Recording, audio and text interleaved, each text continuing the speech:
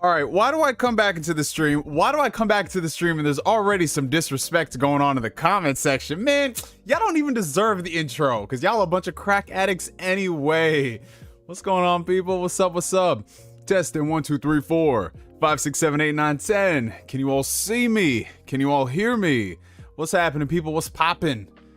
A lot of disrespect in the comment section. That's what's going on right now. Damn.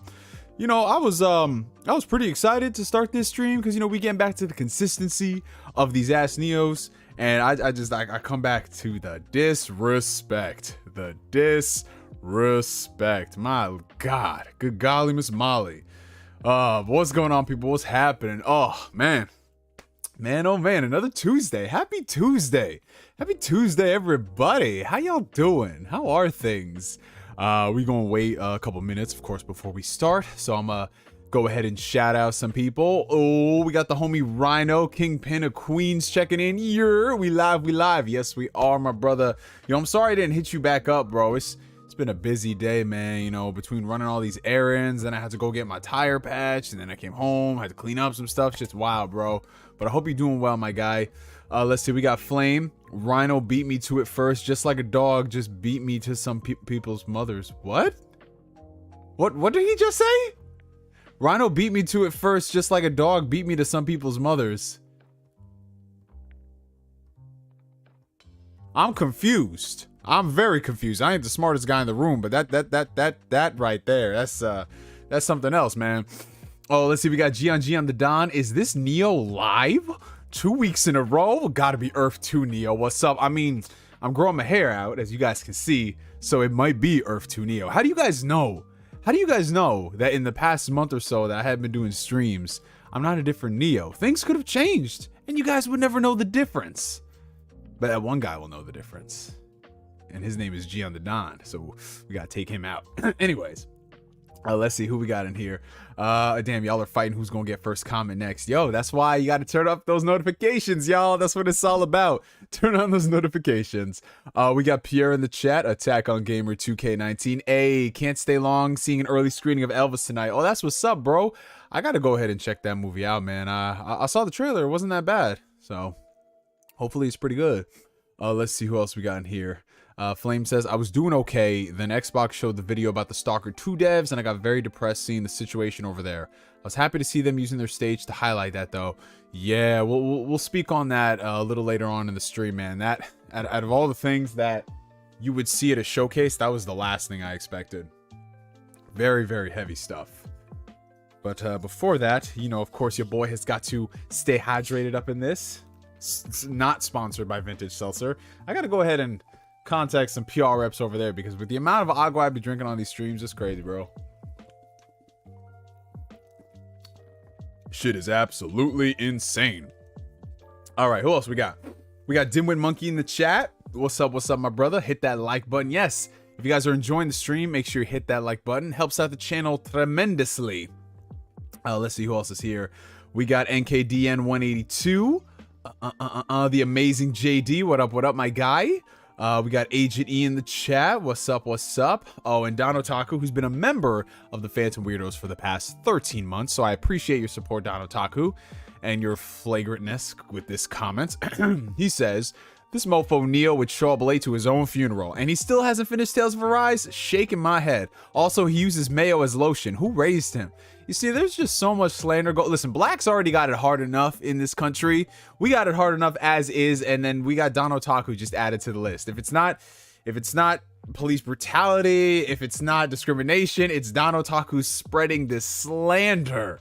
This slander on what is supposed to be the holiest of Tuesdays. That is As Neo stream. You know what? Quite possibly, for that comment, I could have ended the stream because this chick wanted to go get tacos and margaritas. And you know what, Don Otaku? You know what? I might turn it down because I love you guys too much. But no, that's also a tactic. You know, if they ask you out, always deny the first time. Then, second time, you go. That's rule number one, man. Rule number one. We got Robot in the chat. Hey, everyone. You are a robot. Trying to act like you aren't. Shit. On to you. Let's see who else is in here. Oh, the chat just refreshed for a second. Hold up. We got Kramer Jones. What's going on, my brother? We got Catholic Controversy. What's up, my guy? We got Yusuke Knight. What up? How you doing, bro? We got HD Boom Bap. Yo, Neo, you ready for that Joker musical? Oh, boy. We gonna have some fun tonight. Somebody go get Soapbox into this comment section. Tell them to pull up in exactly 30 minutes because we're gonna talk about some fun stuff. We got Don Quixote. We in here. Yes, we are in here. We inside. But in our hearts, in our minds, we are outside. I mean, speaking of which, some of y'all might be outside right now. Some of y'all might be on your way home from work. Some of y'all might be walking the dog. Some of y'all might be out getting tacos and margaritas, which I should be doing right now.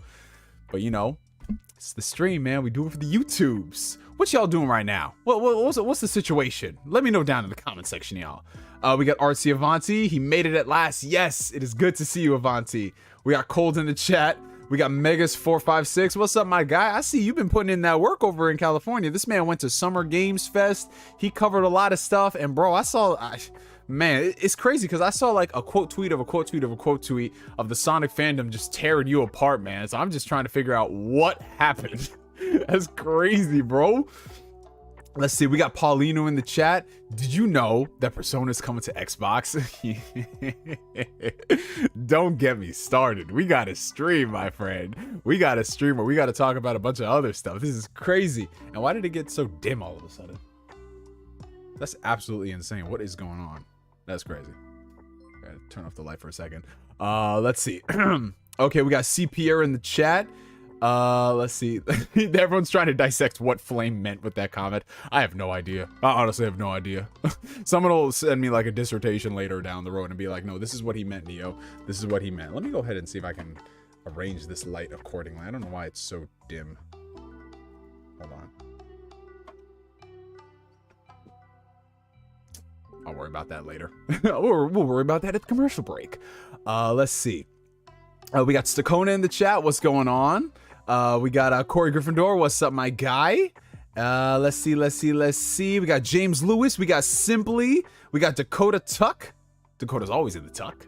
There we go. All right, so we are all caught up with the intros for right now. Now we're going to move on to the super chats. Thank you guys so much for the support. We haven't even started the stream yet, really. But we got $2 coming in from the homie Flame. I always forget Neo is a Christian YouTuber. Yes, if you guys haven't, if you don't know by now, yes, your boy Neo is a child of God, Christian YouTuber. Listen, I've never even held a girl's hand before, so let's just start that out right now. So anything you hear from people in this chat that is unholy, that is not sacred, is slanderous. That's what it is. Like, don't believe anything what they say. That's what I'm saying. We got Chris Forth in the chat with the £5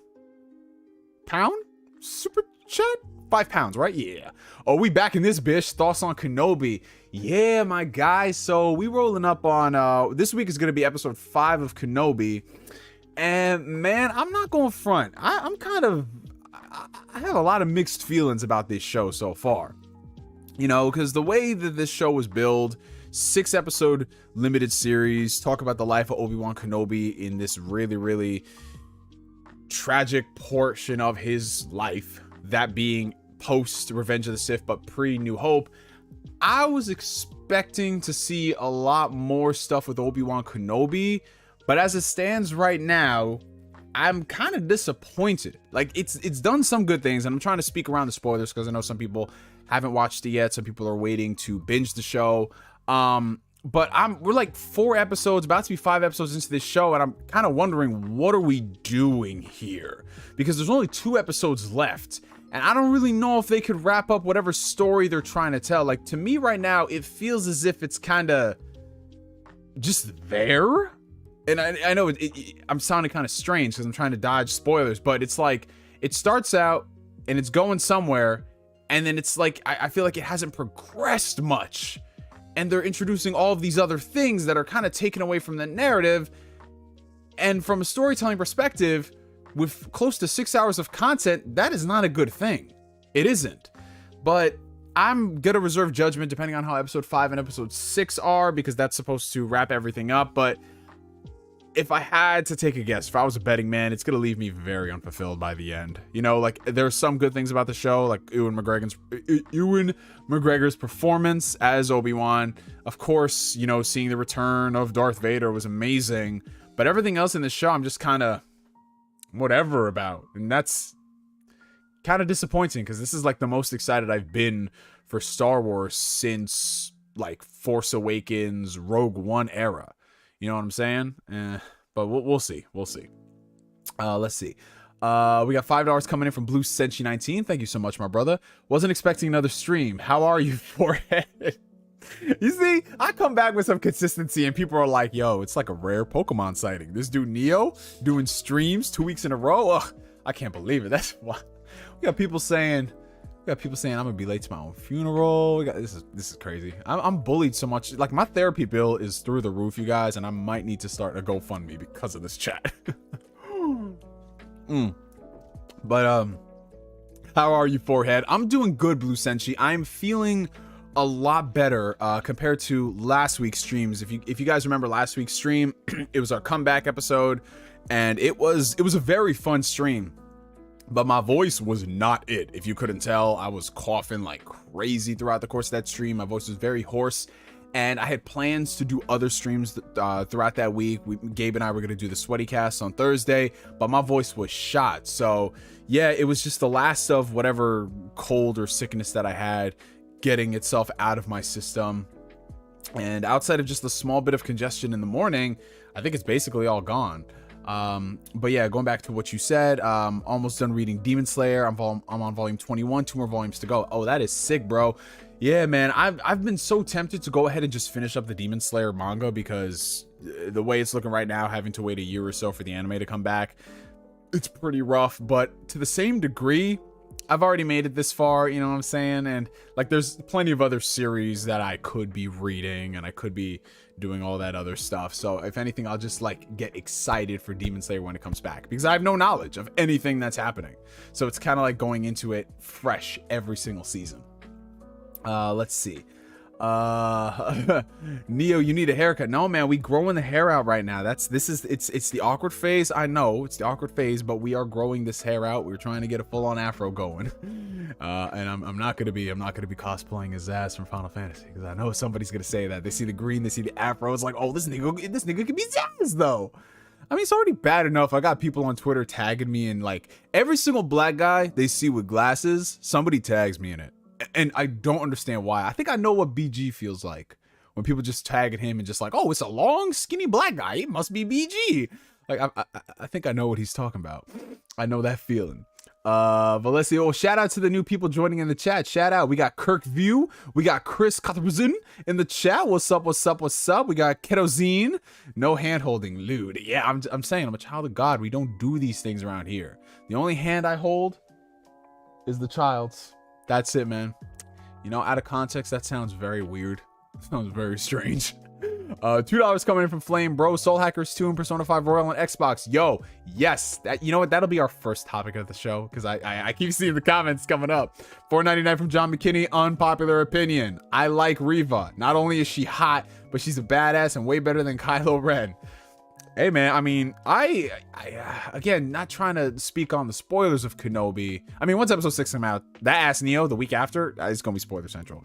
But to me, Reva, I don't really get that whole, like, intimidating aspect of the Inquisitors. You know what I'm saying? Like, I look at the stuff that she's doing in the show, and I just get very, very tired of it. Because it's the same thing over and over and over again. And it's like, how did you get to this position? That's crazy. And I know there's going to be a story significant reason as to why she's very unhinged, but as it stands right now, we've been with Reva for the entire show, and I'm not really feeling it, man. If anything, I think that Trilla from Jedi Fallen Order was a much better Reva-like character. Not saying they're 100% similar, but if we're comparing Inquisitor to Inquisitor, Trilla. I love Trilla. And she's bad as fuck. No, Moses Ingram, she's a very beautiful woman as well, though. Let's see. 279 from Leon Mikas. Thoughts on the One Piece final saga? Yeah, Oda said he's getting ready to enter the final, portion of One Piece. And a lot of people assume that means, oh, One Piece is about to end. Doesn't mean that. It just means that he's gearing up towards the finale, which could be a couple of more arcs. But if I had to take a guess, I wouldn't be surprised if One Piece ends by like 2027. You know, I feel like that's realistic enough. You can stretch that out for another 5 years. But then again, who knows? He could surprise us and it could end in 3-4 years. Well, then again, at 4 years, you might as well just stick it out for 5 years. So that would make 30 years of writing the manga. Absolutely insane. $2 from Flame. My biggest gripe with Obi-Wan. Who the F was Wade? Man, out of nowhere. All right, anyway, so welcome everybody to another fantastic and fabulous episode of Ask Neo. If y'all are tuning in for the very first time, welcome. Ask Neo is my weekly Q&A series where you guys ask me questions and I answer them to the best of my ability. We took some time off over the past couple of weeks considering your boy Neo was sick. I came down with whatever was going on in the air. And it was not fun. It's definitely the most sick I've been in a very long time. And it's crazy because I felt worse over the past couple of weeks being sick versus when I had COVID back in December. And that was the strangest of strange things. But I'm feeling a lot better now, hence the streams have resumed, and I want to thank you guys so much for all the support on the channel from the time I wasn't really posting content to now, and everybody pulling up in the stream, following me on Twitter, wishing me well, all that stuff. You guys are the best, and I thank you so much. Ask Neo if you have no idea what it is. It's just us chatting. We just have fun. There's no real flow or structure to it. We talk about a couple of things that happen throughout the week. But going forward, if you want to see a show that has all of the things structured in one format, where if you just want to hear all the news rather than just like listening along, the Sweaty Cast is making a return this Thursday night. So Sweaty Cast was a podcast that Gabe and I started a while ago, and we did it for a couple of episodes, but then schedules were colliding on my end. So unfortunately we couldn't do that, but now we're ready to dive back in full force this Thursday evening. We're going to be talking about a lot of the stuff that's gone on in the gaming industry, a lot of stuff that's been happening in the movies, TV shows, stuff like that. So if you want to get a podcast that has all of that structured, that'll be happening on Thursday. And yeah, thank you guys so much. Thank you to all the members. Thank you to all the people who've been super chatting. All the links down below in the video description. If you guys want to follow me on my outlets, whether it's Twitter, Discord, Instagram, yada, yada, yada, that's there. And without further ado, feel free to ask questions, everybody. And welcome to all the people who've been joining. I see we got Luca in the chat. We got Bullet Freaks Gaming Corner. We got the Arsonist. What's going on, people? Thank you guys for pulling up. We got Sterling as well. But I'm gonna go ahead and I'm first touch on. Oh, we got Robert Storms. What's going on, Rob? How you doing, bro? I wanted to touch on one thing. You know what? Since it's part of it, we might as well just talk about the Xbox Game Showcase. Now, originally I was going to record a video Monday morning, but my schedule has been just so out of whack for the past couple days between just all the worldly obligations out here that I haven't gotten a chance to sit down and record it. But that is something that is on the docket for tomorrow, because I have absolutely nothing to do tomorrow, which is fantastic. I haven't had one of those days where it's just like there's nothing to do in a while. So that is what I'm going to do. I'm going to get a lot of gaming in as well. But since you guys are here in the stream, and since it did just happen on Sunday, let's talk about the Xbox Bethesda Games Showcase. Yes, so basically this is E3 season, but we're not going to call it E3 season. That's what it's been for the past 3 years, if you guys can believe it or not, ever since E3 was affectionately, wow, it was effectively made useless back in 2020 during the pandemic. You know, Jeff Keighley went ahead and he started out his own showcase, the Summer Games Fest, and then, you know, individual publishers had their own live streams, their own Nintendo Directs, if you will.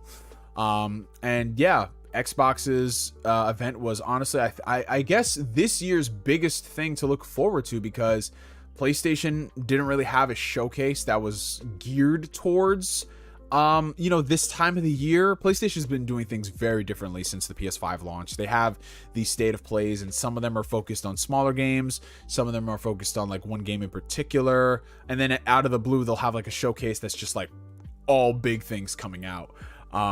But this, like, Microsoft's was the only one that was focused like, hey, this is the event to watch.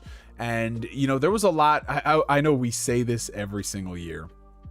We say it every single year, but there was a lot riding on this particular event from Xbox, mainly because for the past 6 months of 2022, Xbox has really not been doing anything at all, mind you. When you compare that to 2021 and how good of a year it was for the Xbox brand, between updates to the consoles like FPS boost and you know, just a lot of the Game Pass drops. There was, of course, the 6 and 6 thing they had going on, you know, the release of Forza Horizon 5 and Halo Infinite.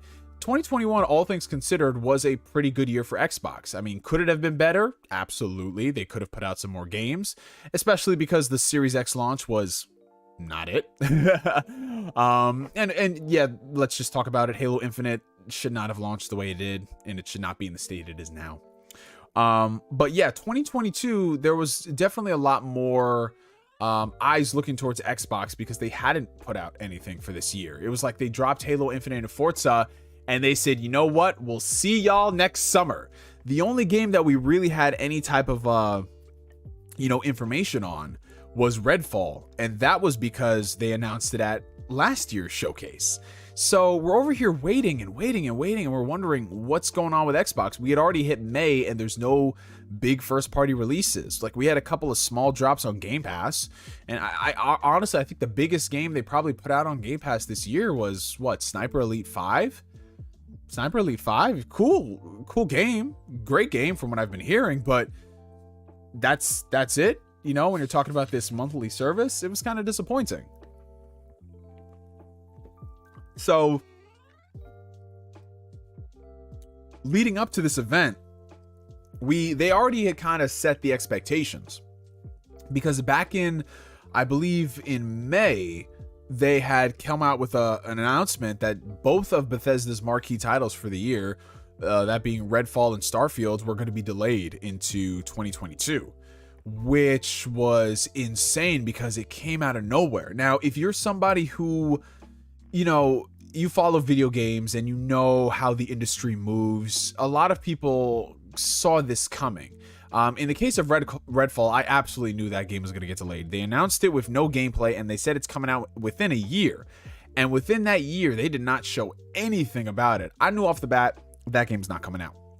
Starfield, on the other hand, was the game that I had a feeling it might get delayed, but I thought they were going to do the whole Fallout 4 effect, where it's like, listen, we're going to show you gameplay a couple months after this game comes out, and then boom, there it is. Like, they were so confident that they announced the release date a year and a half in advance. So you're thinking to yourself, okay, Redfall, that's an L. But Starfield, for that to get pushed back, that was honestly a really big blow to Xbox's 2022, because those were supposed to be the games that really carried them. You know what I'm saying? And now that we have no real big first-party titles for the year, people were wondering what's going on in this showcase. But we had to hear that, oh, listen, all will be revealed on June, what was it, like June 12th? Like June 12th, you'll see the future of Xbox is not as grim without these games. You're going to get a lot of stuff, yada, yada, yada. And, you know, okay, I'm willing to bet that there had to be a reason outside of quality, because, you know, we want these games to be quality. Don't get it twisted. Outside of quality, there had to be a reason why they would be so comfortable in delaying those games. And we saw the showcase, and I'm gonna be honest, there's really nothing coming out in 2022 that screams I need to get an Xbox. The showcase itself, in my honest opinion, was a solid showcase if you like video games. But, and this has been my biggest problem with Xbox for the past couple of years, they don't really have anything that really just gets you off the couch, excited, screaming, salivating, like thinking about the game, whatever hype beast terminology you want to use. They haven't put out anything that really makes you excited. Now, there's some cool things coming to Game Pass. Don't get it twisted. There's a couple things coming to Game Pass this year that me, myself, and I am excited for. Plague's Tale Requiem. I love the first Plague's Tale, so yes, that's on my radar. But I didn't go out and get an Xbox console just to play that game. I didn't go out and get an Xbox console just to play a couple of games that may or may not be good. And therein lies my disappointment with this showcase. It came off more as a Game Pass showcase rather than selling you the console. So that right there, it kind of divides the platform up, right? Because let's say, for example, you are not a Game Pass subscriber, which there are a lot of people who aren't. There's a lot of people who play on Xbox and, Xbox Windows, and they don't subscribe to Game Pass because they buy all their games and that's it for them. Okay? There are people out there like that. So if you aren't interested in any of those games, why would you want to subscribe to Game Pass? And if you are subscribed to Game Pass and none of those games looked remotely interested to you, then it's going to be a pretty disappointing 2022 leading into early 2023. And I see a lot of people out there saying that, well, if you didn't like this showcase, then you don't like video games. And I really don't like that mindset. The mindset of, if you are critical towards something, especially something that has a value proposition attached to it, then you just are ungrateful. I've seen that a lot from people, especially on Twitter.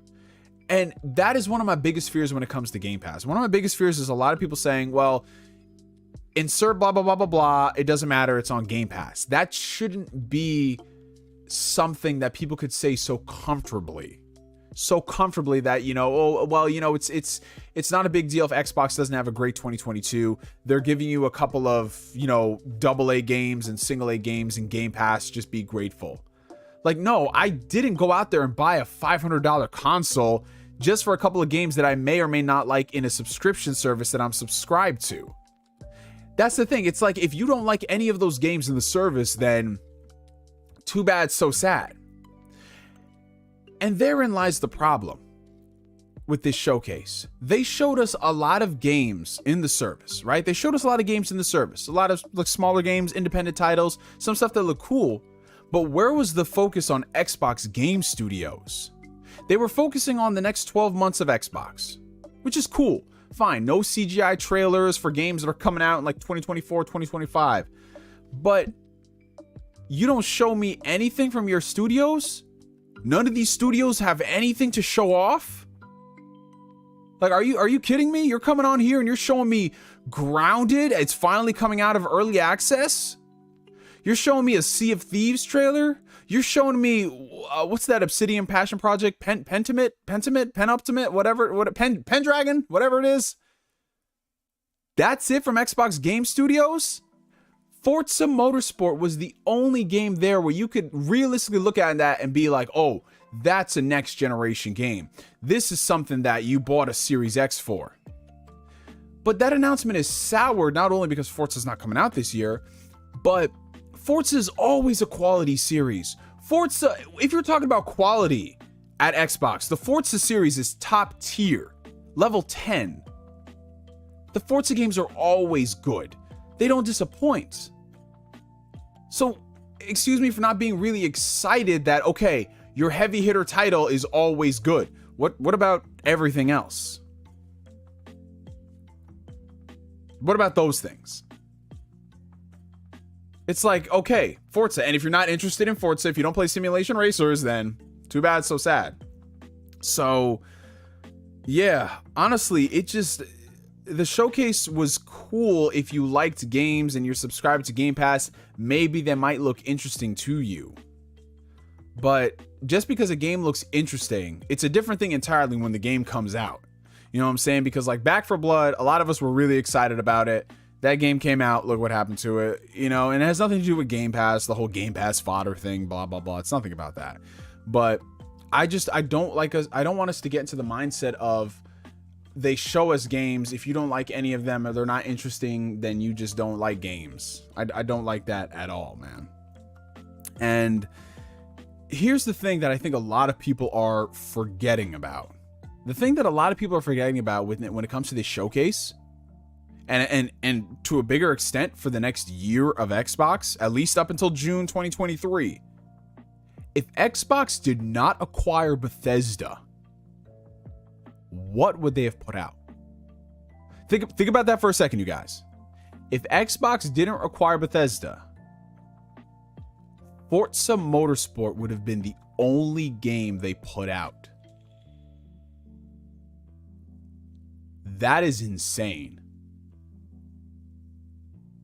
That is absolutely insane. You go from Forza Horizon 5 and Halo Infinite at the end of 2021, and then your next big release is another Forza game close to a year and a half later. Like, the fact that they bought Bethesda, it would literally save them from that. And that's really sad. Like, bro, come on now. Because remember, those games were going to come out independent of Xbox acquiring them. Like, never forget that. Never forget that. All the things that Bethesda had in development that are coming out within like the next year or two, that was stuff that was already happening. Now, when you talk about some stuff that started development in 2021 and onwards, that's a different story. That's a different story. You'll have the Microsoft influence, budget, blah, blah, blah. But all the other stuff from Deathloop to Ghostwire Tokyo, Starfield, Redfall. I mean, sure, the latter two games might have benefited from Microsoft's resources being able to delay the games. But it's not looking good. So yeah, that's why the showcase to me personally was not the most exciting or entertaining. From a pacing perspective, I felt like they showed a lot of stuff for 90 minutes, but nothing that was really that stood out. Like there's a couple things I thought looked interesting, but nothing that's just like game of the show type level.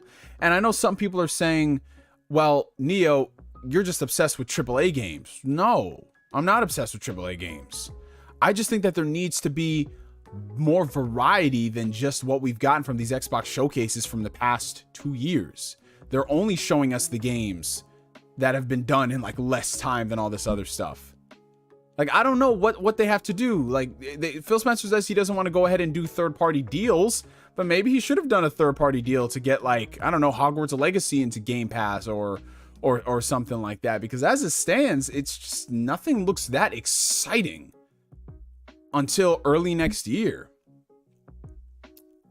But yeah, we'll see what happens further down the road. I mean, fingers crossed we won't have this same situation next year where it's like, well, the next year of games hopefully will be better, or not. We might have to delay it again. And that's the thing. I get it. Game development is hard. The pandemic has definitely pushed back a lot of games, 8 months, a year plus. I understand that. But at the end of the day, as a gamer, I want to see gaming shit. And we're seeing stuff, but that doesn't make it exciting. It's like by the time all this stuff starts coming out on the Xbox side, it's going to be like 2024, bro. Because 2023, we're going to be seeing stuff from 2022. And fingers crossed, fall 2023, we actually see some things. But yeah, I don't know, man. Like, they brought Kojima on there. I mean, that's cool. But he just said, hey, I'm working on a game. We're leveraging the Microsoft Azure. That's it. And I know if you really follow games, Tom Henderson leaked what the game was. But for them not to showcase that at all, they just brought on Kojima to say I'm working on something. It's like, all right, I'll get excited about this in 3 years, 4 years when it comes out. But without question, I think the most exciting thing from the showcase, and this is sad that it had to be, the most exciting thing from the showcase for me personally was the fact that Persona 3, 4, and 5 are coming to not only Xbox Game Pass, they're coming to the Xbox One console, the Series consoles, Windows as well. Of course, Persona 4 was already on PC, but now we got 3 and 5 on PC, which is fantastic for game preservation's sake. And yeah, it's exciting, man. It's really exciting. I mean, I've been talking about Persona for the longest time. If you guys like every single time somebody asks me what franchises do you want to see on Xbox, I always point to Persona, because Persona just blew up in the past decade. And what better way to introduce more Xbox gamers to Japanese games than with Persona? And now the fact that they're bringing those games over, and they haven't stated exactly if the games will be coming out on PlayStation and Steam, but I think further down the road they probably will. Hopefully it hits Nintendo Switch, because I'm that type of person when it comes to, like, I'll play the Persona games on my consoles at home and then I'll rebuy all of them on the Switch. I do not care, because literally I like having Persona everywhere, and now I can literally have Persona everywhere. I can have it on my PC, I can have it on my consoles, I can have it natively on my handheld, and I can have it streaming through the cloud.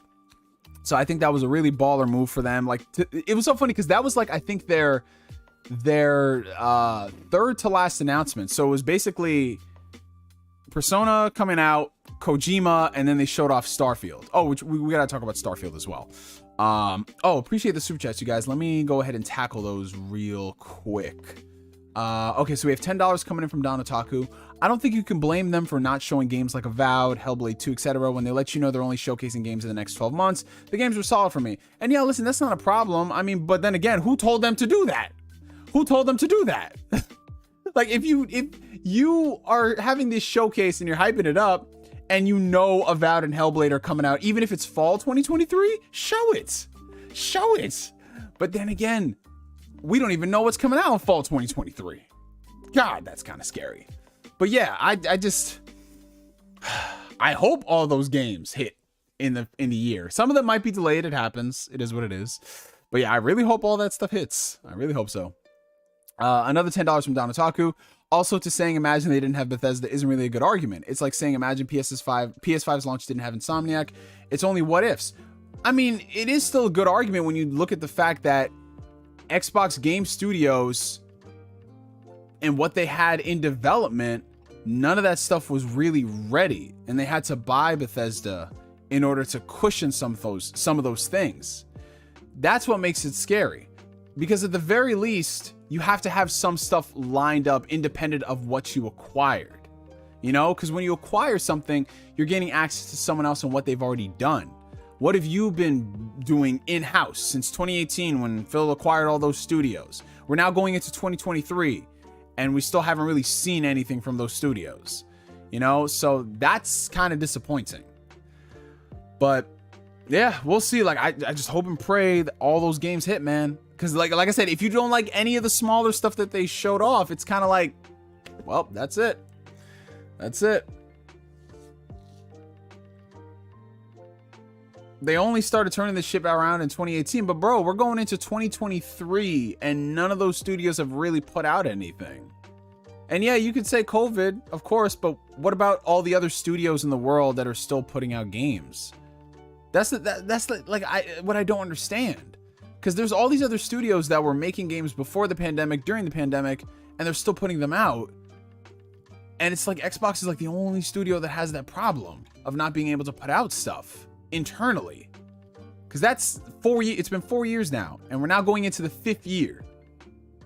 So yeah, I don't know, man. I don't know. It's because remember, people said that in 2014 too. People said in 2014 when Phil took over that, okay, things are going to be getting better, and they didn't really get better outside changing the features and dropping the price, you know? So I don't know. It's just a lot of time. It's a lot of time waiting and wondering. And that's the thing I'm kind of getting tired of. I'm getting tired of having to wait and say, well, they did this and they did that and blah, blah, blah. It's not something I expect overnight, but Christ, we're going 5 years now. We're going 5 years. Like I was in my early 20s when they announced all this stuff in 2018. And now I'm going into my late 20s. I'm in my late 20s and I'm gonna be in my early 30s when this stuff comes out. It's not a case of, oh, well, you want the developers to crunch then. No, I'm just saying, like, how do you have all these studios you bought in 2018 and none of them have really put anything out? And what you have put out, Forza, good. Halo, incomplete. Like, Halo's not our fault. Halo's 343's fault. Like, that game was supposed to come out fall 2020 after, what, 6 years of development? Like, come on, man. It's like all the other studios in the world, nobody, like, seems to have this problem. But when it comes to Xbox Game Studios, we have to put up all of these asterisks. And I'm like, why? Like with Nintendo, for example. With Nintendo, people were holding them to task during the Wii U era. People were saying, yo, this is not it, fam. This is not it. No one took that stuff. And then what happens? They got better competent leadership in there and they turned things around. They put out more of the games people wanted. I mean, sure, there's still work to be done, but they have a consistent output of stuff.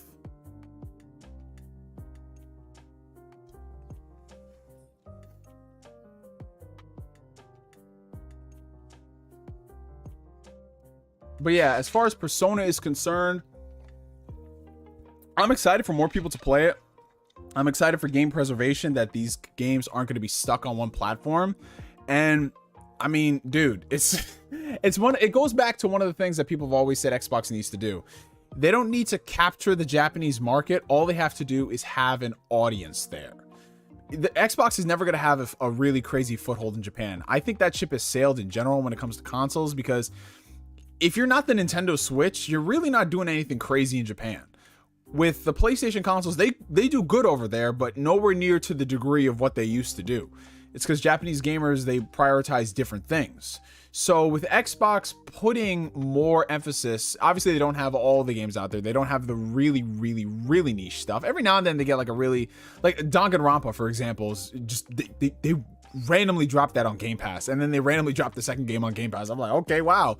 But if you're talking about the really niche stuff, that stuff is still primarily like PC and Nintendo and blah blah blah. But if the support is there and people really fuck with the Game Pass approach to all these games coming out on the service, and now cloud being a thing, I mean, hey, it just goes from there, man. I really want to see the data of a lot of these games, because I think Sega has been like the only company to put out reports saying that Game Pass really helped things. With Yakuza, for example, they said, like, I think they said something to the degree of, if we didn't have Game Pass, we don't know exactly how well these games would have done on the service.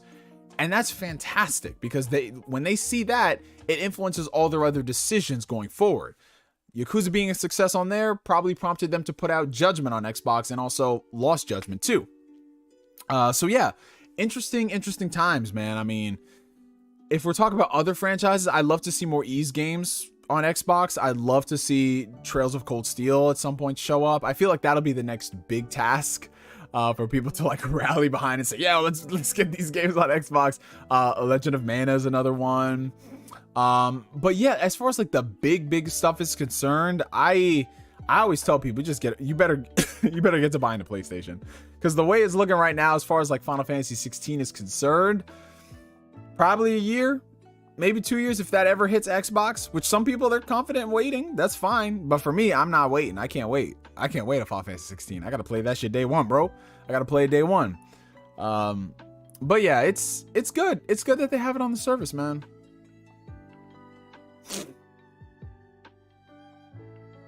Oh, you about to, this man Shay showing love and support to you, Neo. About to go sit poolside and see what this Simply Spiked Lemonade's about. Hey, living. Shay Thomas is living, bro. Yo, that's what's up. Honestly, man, you guys want to know what I did recently? Oh, shout out to Nova Red for subscribing to the channel. You know what I did recently, guys? I went outside and just sat on the porch during a rainstorm. Now, I wasn't sitting out during the rain, you know what I'm saying? I'm not in the rain, but I just sat there and I was just watching the rain, man. And you know what? It was really relaxing. Like, you know what? The older I get, man, the more I'm just like, I see why people just go to places and sit. It can be very therapeutic when you just sit there, whether you're listening to music or you're reading a book or you're just taking everything in. It was a beautiful experience. Like it was like midnight when that stuff was going down, and I'm like, wow, what am I doing here? I never thought in my wildest imagination that this would happen.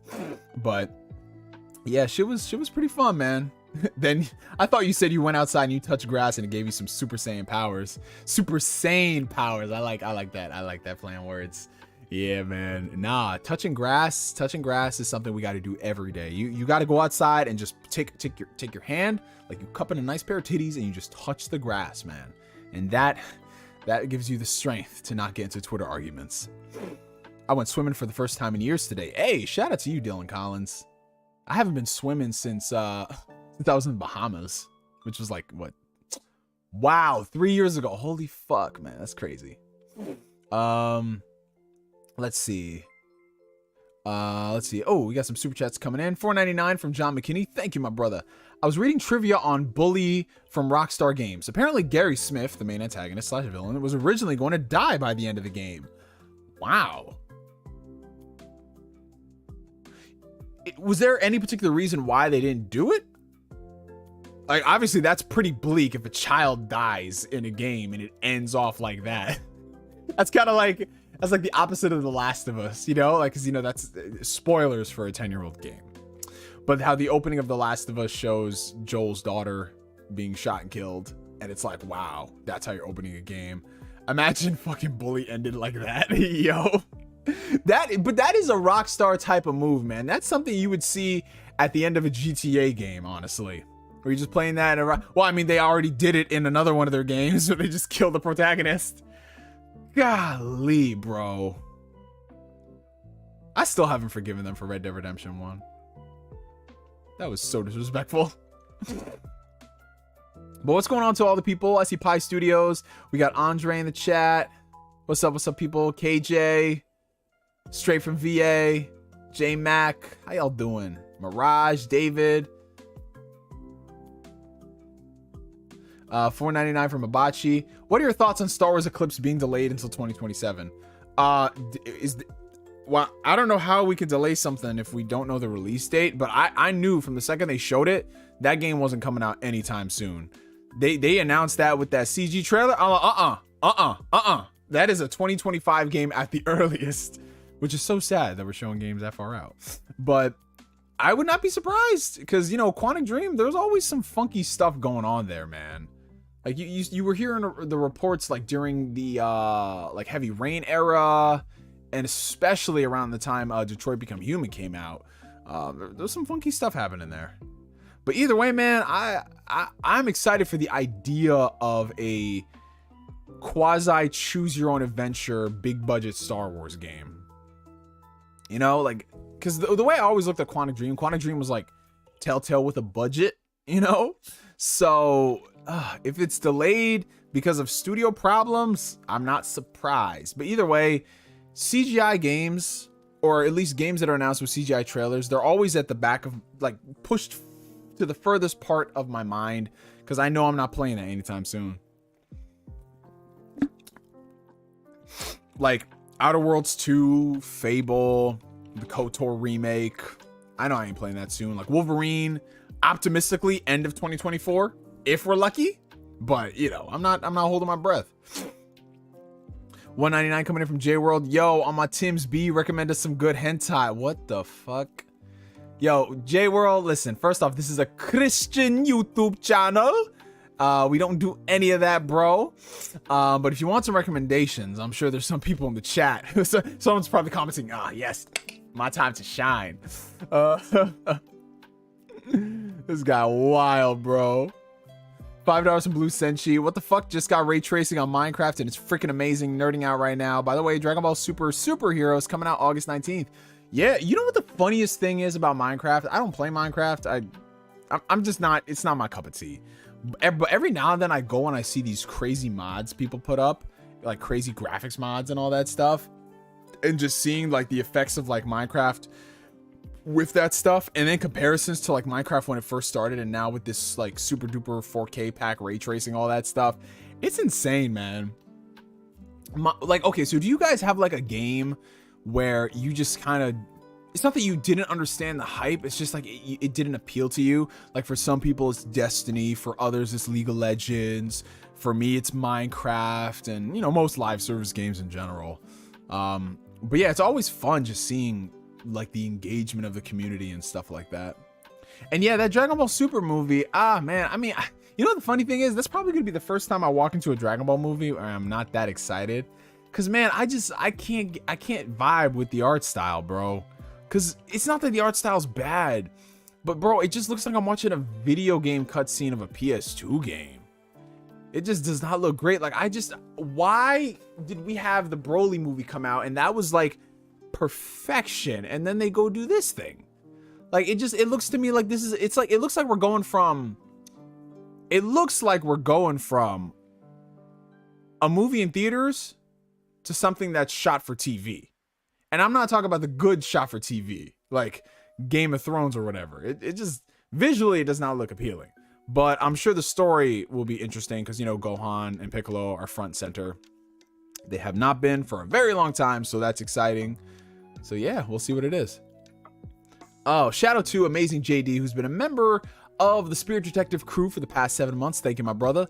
This is all y'all's reminders to like the stream and stay hydrated. Now, Neo, tell us your favorite liquor. Oh, shit. I love it. Well, I mean, he did say stay hydrated. Honestly, so it depends what I'm in the mood for. It's about to be an alcoholic chat. It depends what I'm in the mood for. Like, you know, I always get this, like, what's your favorite cocktail when you go out to drink? My favorite cocktail, well, obviously it depends on, like, first off, what is the scenario? What is the scene? What are we doing?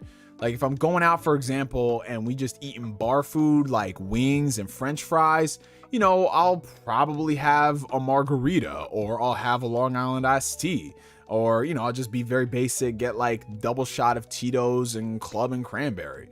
But if I'm going out to eat at like a nice fancy restaurant, I'll usually, well, if it's a really nice place, I'll usually look at their, I'll look at the liquor list of what they have, because sometimes really nice places have different things that other things don't. Shout out to Mexican Zoidberg for becoming a member. So like if I'm going out to eat and I'm having like a nice steak dinner or something, I'll probably have a Manhattan. But if I had to pick like just a go-to liquor, like if we're talking like, okay, Neo, you're pouring it on the rocks or you're just having it neat. Honest God, bro, I like bullet bourbon, man.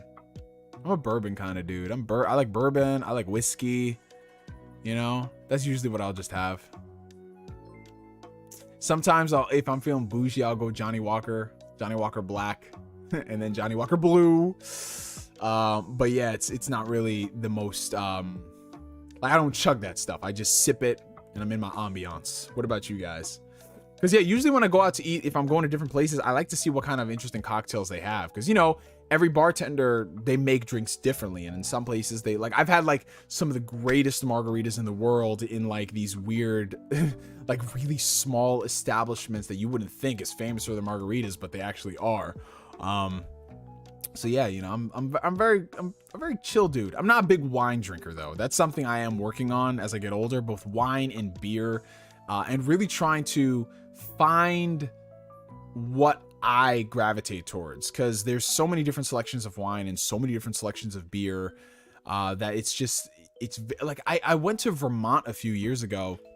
And we like when you go to Vermont, like this one place, I think it was called Alchemist or something. People have been to Vermont. I think you know what I'm referring to. And it was like this big brewery place, right? And you could go there and you can get like special stuff from there.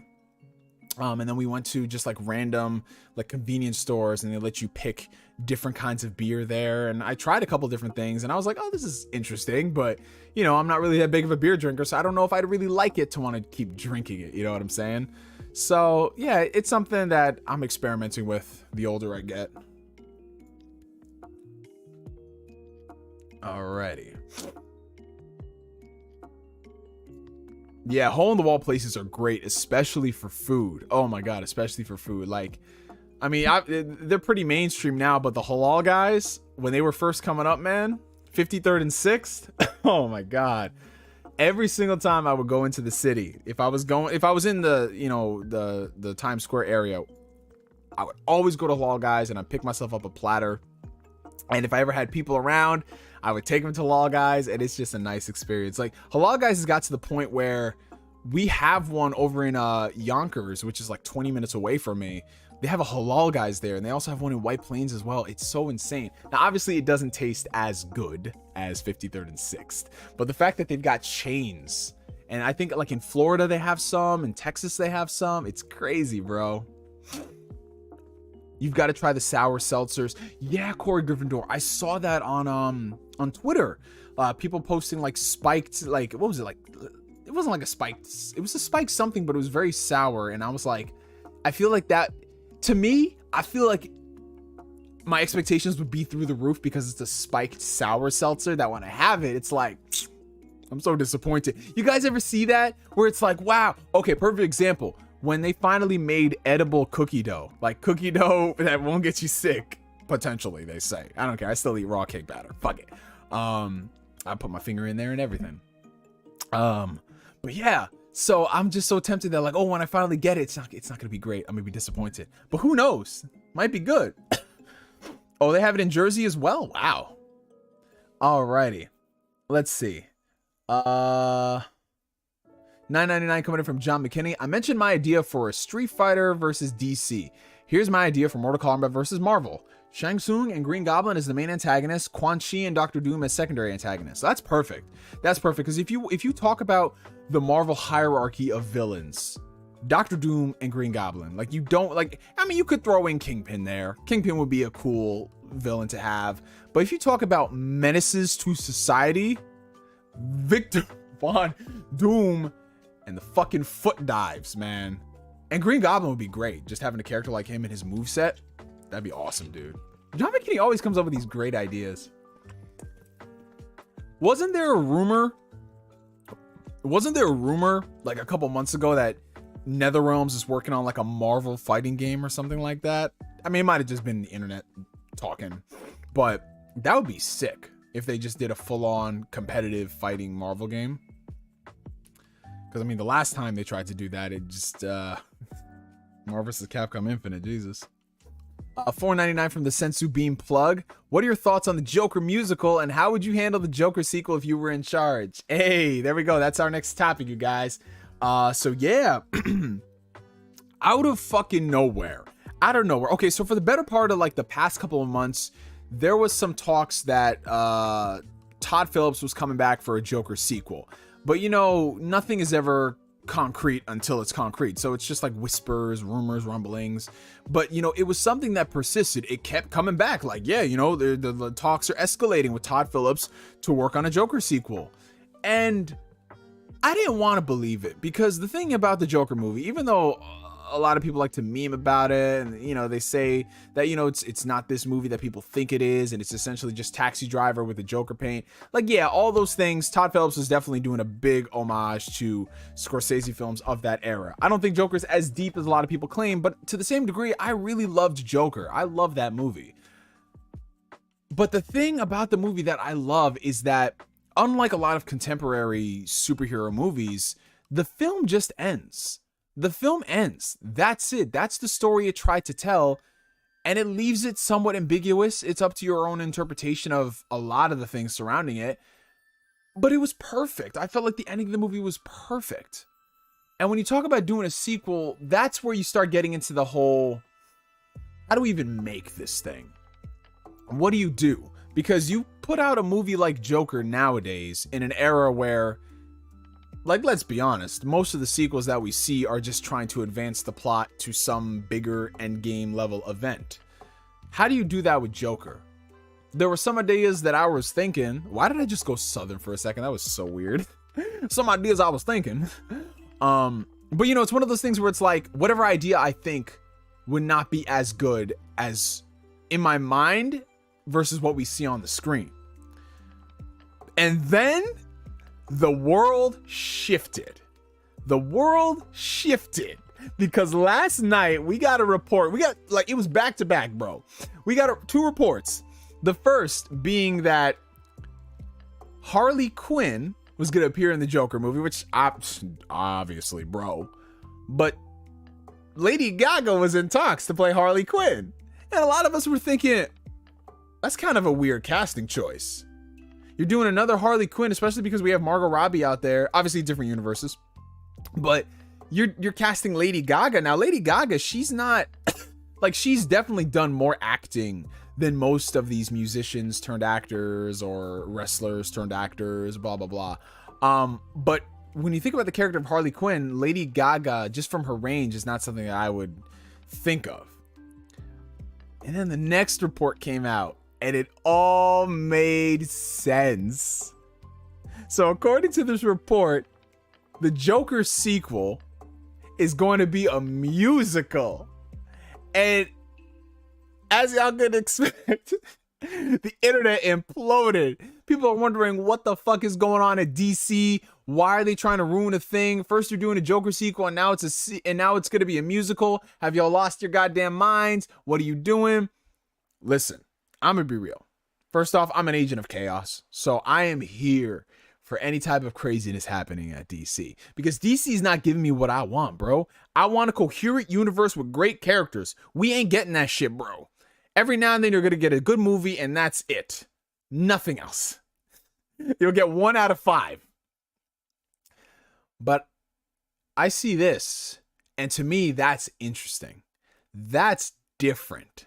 The fact that they're taking this and they're not doing the typical superhero route, which is what they could have done with all these other movies. Like, oh, who's going to be Joker's adversary? Are they going to introduce a Batman? Is it going to be like another Joker vying for, you know, the real Crown Prince? Like, it could have been very formulaic. But I like the idea that it's a musical, because if this thing implodes on itself and it's the worst movie that ever came out, damn. I'll be watching that thing till it sinks, because we have never, like, no one would greenlight this kind of movie.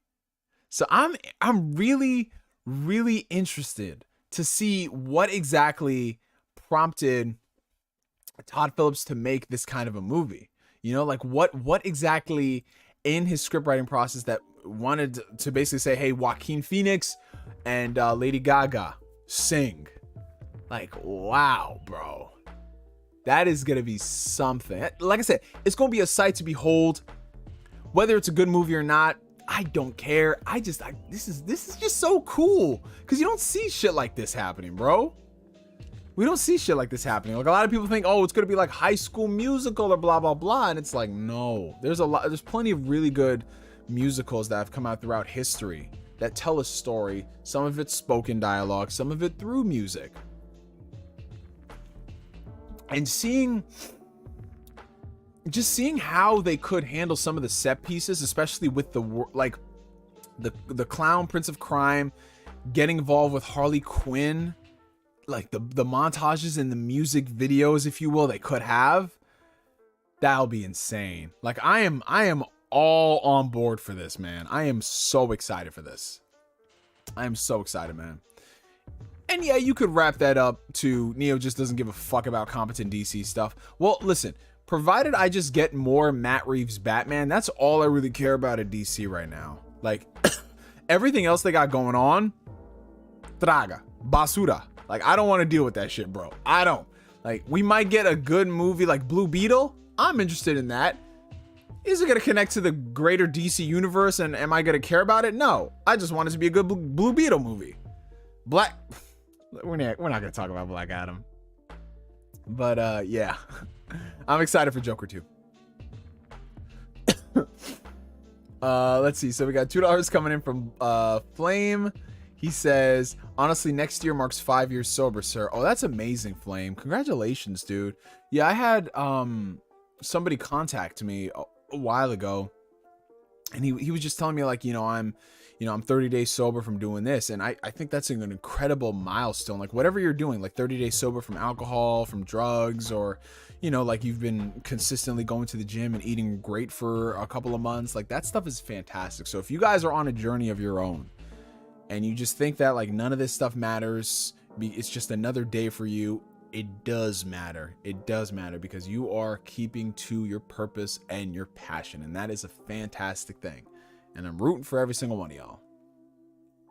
But what's up to all the people in the chat? We got Arturo in here. We got Valkyne24. What's going on, Maddie? Good to see you, brother. We got Dom Slayer. Oh, and I am so gonna mispronounce your name, my brother. I am so sorry. But he subscribed to the channel. Wow. Araujo? I'm so sorry, my friend. If you could type it out for me. But he says, what's your main platform where you play the most? Right now, my main platform is the Xbox Series X. I love it just because of how the ecosystem works, how everything is seamless. Quick resume is my drug, so it makes it very easy to hop between games and not have to worry about closing it. Yeah. First world problems, I know. But yeah, Series X is my primary platform. And then right after that, it's PlayStation 5 because, exclusives. I love the PS5 for that. And then, of course, the Nintendo Switch falls into number 3, mainly because the Switch hasn't really been putting out a lot of games that I personally want to play in the past 2 years. But all that changes this July when Xenoblade Chronicles 3 drops. Yo, nobody talk to me when that shit comes out. I might have to take another YouTube hiatus. Because, dog, oh, man. I just really hope that frame rate... I was going to say, I hope the frame rate's solid. No. That's just going to be like 392p, 22 frames per second on a good day. One day. $2 from Blue Senshi 19. So you raw dog and cookie dough now? That's nasty. Listen, don't knock it till you try it, Blue Senshi. I love cake batter, man. Especially the one she lets me lick the bowl. $5 coming in from a nostalgia trip. Hey, Neo, been a while. It has been a while, nostalgia trip. Hope you're doing well, my brother. Here's a scotch I recommend. Glen Ronak 15 Revival, a sherry case scotch. Hope you're caught up with Kaguya-sama Love is War. Okay, I'll definitely take that into recommendations. I'm always down to try different scotches. And yeah, Kaguya-sama. So I haven't checked out the latest batch of episodes. That's on my list. I've just been a little obsessed with Spy Family at the moment. I love Spy Family, bro. That thing is so wholesome. And I've also, what did I rewatch recently? Let me check my Netflix queue. Because I put on something and I was just like, oh, I'll watch that. I ended up watching the whole series again. What was it? Oh, like 3 weeks ago, I rewatched freaking Mob Psycho 100. That thing is the fucking trip, bro. Let's see. Are you getting Splatoon 3? I gotta see like the feature set in that game. I gotta see what they're doing for that. What's up, Michael Santiago? I gotta see what they're doing as far as the features are concerned. Because I really like Splatoon 2, but the lack of features in it kind of turned me off. Because I always wanted to play Salmon Run, and it was locked to certain times, and I was like, that is so dumb, bro. But now Splatoon is very fun. Aaron Stallings, what's up, my guy? Are you Morbin? Yo, speaking of his Catholic controversy, man, I don't know about y'all, but your boy's been thinking about getting together with the homies, having some drinks, and just watching Morbius, man. I feel like it's about time. It's about time, because we're at that point now where there's no way in hell this movie is getting a sequel. Like, they tried putting it out in theaters again, and that shit bombed. It probably cost them more money to put it out in theaters than they made. Jesus, tap dancing Christ. But I'm just so excited because I'm like, yo, I think it's time to see what this movie is all about. So yes, I'm almost ready to morb out. I gotta pick a time and place. Place might be Discord. The time I don't know, but I'm so excited, man. I'm so excited just to get drunk and watch this movie and be like, I'm so disappointed, but this is funny. This is gonna be so fucking hilarious. Yeah, that's on my list. Katara Lives Alone. Yeah. Yo, you know what's so funny about Xenoblade Chronicles thing? Xenoblade Chronicles 3 is actually kind of depressing at the same time. But trying to pre-order the special edition was a goddamn nightmare, you guys. It was harder to try to pre-order that than a PS5. After like an hour, I just gave up, bro. And thankfully, it wasn't just me, though. Because Nintendo and their 1998 servers, everyone was having issues. But you know what the funny thing is? People in Australia, they had no problem getting that shit, bro. And I was like...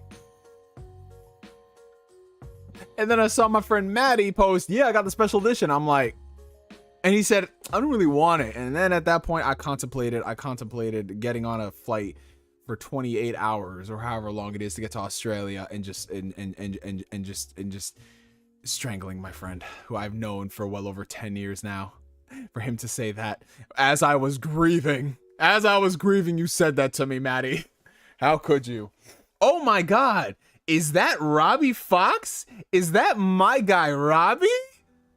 Robbie, oh Lord, my brother, good to see you. It's been so long, dude. It's been so long, bro. We miss you on Twitter, man. We seriously miss you because it's just a lack of people playing games. That's what it is, man. There's just a whole bunch of arguing in my feed and not as many people playing games. But Robbie, I hope you're doing well, fam. I hope the family's doing good. Hollow Knight, Silk Song, dude. I was watching the Xbox Showcase and I saw that shit. I was like, Robbie! Because, dude, the amount of years people have been waiting for Hollow Knight, and I like Hollow Knight. I like Hollow Knight, right? I'm not a crazy fanatic about it like some people. Like this man, Robbie, his second wife is Hollow Knight. But to see it in the showcase and it coming day one on Game Pass was incredible. But, dude, I think what a lot of people are forgetting, and even though they didn't give a release date, everything coming out there, fingers crossed, is coming out within a year. So if things go according to plan, Hollow Knight Silk Song is coming out from now until next year. We know it. 12 months. Less than 12 months now. So we ready, man. We ready. We ready, bro. But no, it looks good from like the 15 seconds of footage they showed. It looks good, man. It's one of those games I just need to fucking play it. Oh, take it easy, Catholic. Have a good one, bro. Oh, you got Cosmos? Oh my God, Shadow King. Are you looking forward to Kingdom Hearts 4? Yeah. I mean, I'm looking forward to it. I'm not excited about Kingdom Hearts 4 for two reasons. Kingdom Hearts 3 left a sour taste in my mouth. And Kingdom Hearts 4 is still a few years off, so I can't really be too excited for the game. I know Nomura just did an interview and he was talking about some things. He was like, I skimmed through some of it, and part of it was saying how, you know, this story is going to focus more on Sora than any other Kingdom Hearts game, which I really do love, because the thing about the Kingdom Hearts games is that Sora's development kind of takes a back seat. Even though he's a big part of the franchise, he's more part of the franchise in the sense that other people want to get him. So for this game, I really hope they tell a story with Sora rather than Sora just being the catalyst, the key, if you will, to other people's shit going on. So I hope that they bring the storytelling that they did in like Birth by Sleep into Kingdom Hearts 4. But yeah, I mean, I just got to see more gameplay, man. I got to see more gameplay. I got to see how they handle some things. I'm gonna get it because I'm a Kingdom Hearts fan, but I'm not like crazy excited for it. Hey bro, how can you like cartoon ass graphics, corny games, but not like games like Starfield, the blueprint of ultra realism, next gen graphic fidelity? Oh my god, Gabe. Yeah, so Starfield, man. I just realized we didn't talk about that. Starfield impressions. Now, I want to let something be known. I'm a Bethesda fan. I like their RPGs. I'm not this crazy over the moon, like super duper, like boring my load over them. Like I'm a cry if I see a Bethesda game on screen for the first time. You know, I enjoy them. And I saw Starfield and I was like, this looks cool. It doesn't really look that impressive after 4 years of hype. But I think that we're going to see a lot more footage over the course of the next year. I just felt like what they showed off here to me wasn't that appetizing. You know, from a performance perspective, it looked very shaky, but I mean, they have another year to polish it. So fingers crossed that it's actually a really stable game at launch, unlike some of the other ones. But yeah, it's just one of those games where I just need to see more. And once I start seeing more of the in-depth mechanics and what they're doing, it's great. But everything that we've been told right now is just more words. Like, oh, this is going to be the biggest game we've made. You know, it's going to be the biggest city, explore 1,000 planets, procedural generation. Like, that stuff I want to get excited for, but I gotta see it play out. I'm that type of person where it's like, you tell me stuff. When it comes to video games, I need to see it. I need to see how you're handling it. But I'm excited, man. I mean, I spent a lot of time in Fallout 3, spent a lot of time in New Vegas. I mean, I bought Skyrim on the freaking Switch. So I enjoy these games, but I'm not going to be really excited until they do more breakdowns of the game. Because some things do concern me, like the whole 1,000 planet type thing. Procedural generation is not really my cup of tea. Because I'd rather, like, not a handful in this case, but like, let's just say 50 well-crafted planets versus like a ton of procedurally generated ones where you just go there for resources or something like that. But again, there's just so much to talk about with Starfield that they have all this time to do it. So fingers crossed from now until later on, we start seeing some more good stuff. But yeah, apparently some people attributed that to me hating on Starfield, and I'm like, this is why I don't deal with smooth brain fanboys like that, man.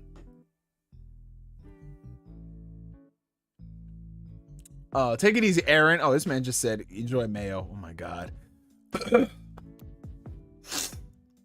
When you don't stream for a very long time, it takes a while for your voice to get used to this shit again. It's crazy, man.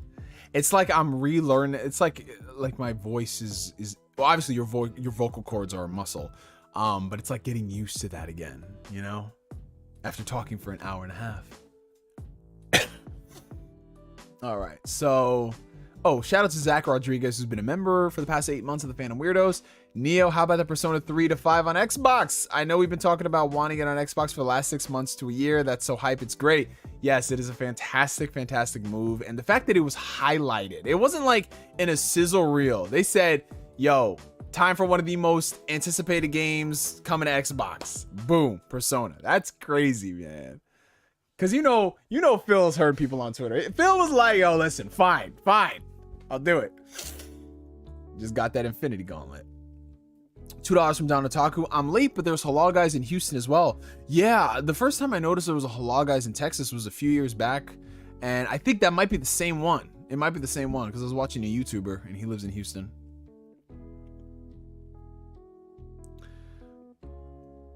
I mean, that's a smart thing, nostalgia trip, because, you know, after Fallout 76 and the kind of lukewarm reception to Fallout 4, I mean, people are right to feel a little cautious about Starfield and Todd Howard.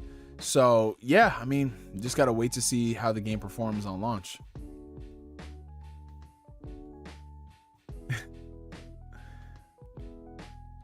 Yeah, after this stream, I'm going to just like relax NKDN. I'm not going to do much talking. $2 from RT Avanti. Excitement levels for Xenoblade 3 on a scale of 1 to 5. I would say right now, I'm kind of at a 3.5. Because the thing with getting excited for games, I don't really get excited for games until I'm like a week out. What I've been doing for the past, definitely the past 2 years or so, excuse me, I haven't really been overloading myself with too much information with video games, because I'm the type of person where I want to go in really blind. So unless it's put in front of me at a showcase, I don't really watch too many game trailers if they show a lot of footage. If it's like a small trailer and they show a couple of things here and there, I'm okay with that. Or if it's like a game they showed off, like, let's say 3 years ago, and now they have a new trailer, like Final Fantasy 16, for example, I'll definitely watch that because it's been some time. But if it's a game that's like, let's say, like Xenoblade, for example. Let's say Xenoblade, they announce it, and every like month they have a new trailer showing stuff and combat and story scenarios. I'll be like, no. I don't want to see that shit. Like, for example, Last of Us Part 2, I don't think I ever watched, I think I only watched one standalone trailer for that game. You know, if the other stuff was put in front of it, like at E3 or PSX or whatever, I had to watch that. But if it's just standalone shit, I avoid it. So yeah, Xenoblade, there hasn't really been a lot of that stuff. So my hype is more towards the fact that it's been such a good series. And that's what's getting me excited. So yeah, 3.5, and it'll elevate itself to a full-on 5 a week before release.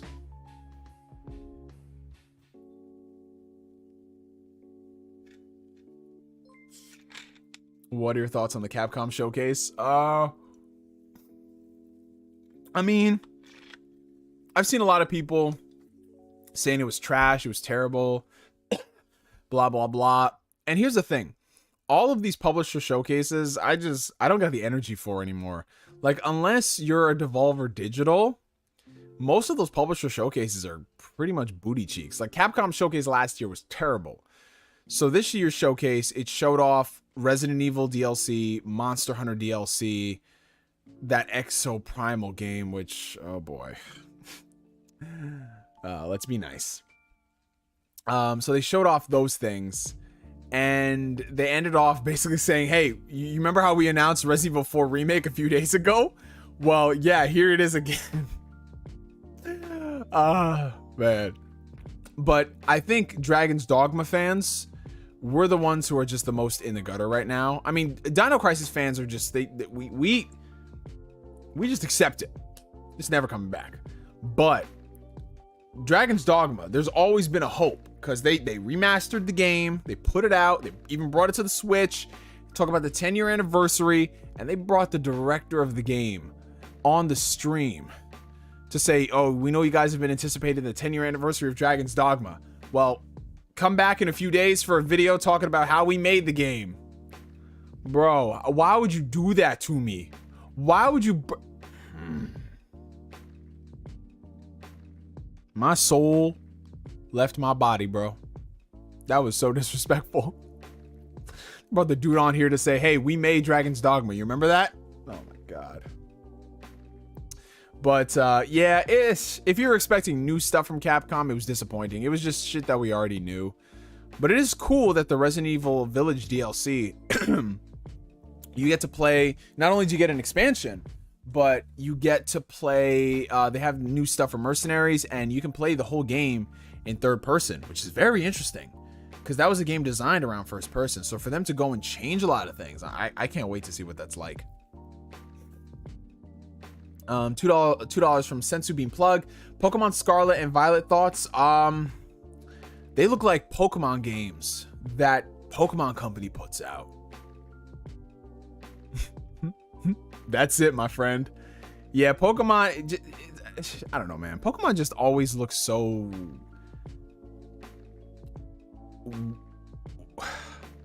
disappointing. And even when they go ambitious and do stuff like Pokemon Arceus, it just looks so not living up to its potential. So that's why I don't really buy Pokemon games like that. Like Sword and Shield I skipped. I didn't buy the Diamond and Pearl remakes. This one, I mean, the last time I bought a Pokemon game, I think was like a new one, not counting Omega Ruby and Alpha Sapphire, was X and Y. And it took me so long to finish that game. And it's sad because it's not a long game. But I was like, man, I'm struggling through this. So I don't know. The allure of Pokemon for me is just not there anymore. But I think it's been a long time. It's been enough time that I can probably buy a Pokemon game and not feel terrible about it. So I might buy Pokemon Violet. I might check it out.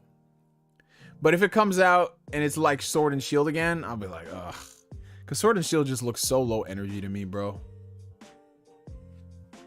But I mean, Pokemon fans love it.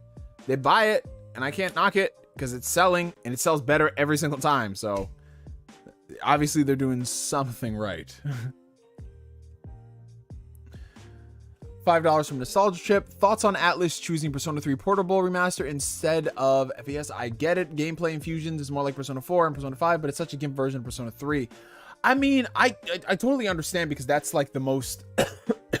If you're talking about something that can be ported a lot easier, they would go for that version. But I think the bigger, like, I don't really mind it per se because I like a lot of the improvements that they put for portable. Like, yeah, I miss the whole overworld and the hub thing or what have you.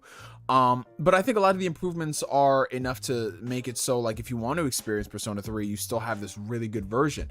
What I wish that they would have done is just make some type of a definitive hybrid version where they take the best elements out of both of them. But if you had to ask me, would you rather it never come out or it be portable? I'll take portable all the way because I really enjoyed my time playing portable, and I would still recommend people check out Persona 3 if the portable version is all that they have. Who knows? Maybe they might pull a Nintendo with Xenoblade Chronicles and just say, hey, we're putting in new content, and that new content just be what they had in FES. It could be that. You know, because they're doing that for KOTOR on the Switch, like KOTOR 2. They're putting in cut content. So how cool would it be if Atlas was like, hey, we're bringing this stuff in, you know? That'd be sick. Will it happen? I don't think so. Would it be amazing? Yes.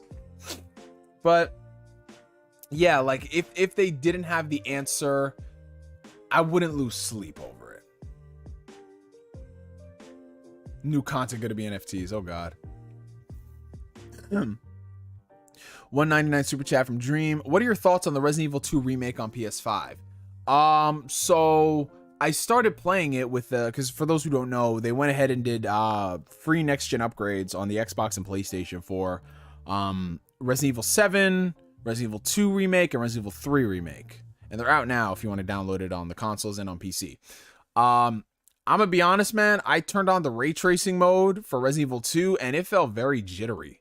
Extremely jittery. Like, it didn't seem that stable. So I think that they definitely need to put out a patch because the ray tracing, it looks nice, but it's not stable at all. It's not like that Insomniac Games ray tracing. But yeah, I mean, other than that, like, Resident Evil 2 remake was already a well-running game with the RE engine running at 60 frames. I haven't tried the high frame rate mode as of yet, so I'll see what that's hitting for. Hopefully that's stable. But yeah, I mean, a free update if you already own the games. They're dirt cheap as is. And if you haven't played the Resident Evil 2 remake, definitely play it.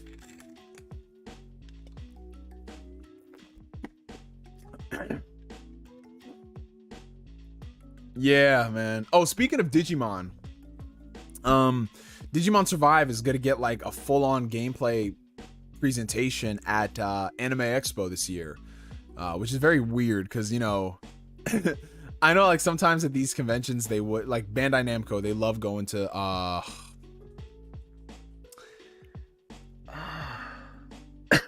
it's not Paris Games Week, but there's a convention in Europe and they would always showcase a lot of tales of games there. Always they used to do that. So they like to do those at a lot of like anime conventions, which is so strange because it's like, well, it's a video game, but it's kind of anime because obviously Digimon. But yeah, I'm excited. I mean, I've been looking forward to Digimon Survive for years now, and it's finally coming out. So I think out of all the things, I'll probably go ahead and I'll watch that because I haven't seen anything about Digimon Survive like that.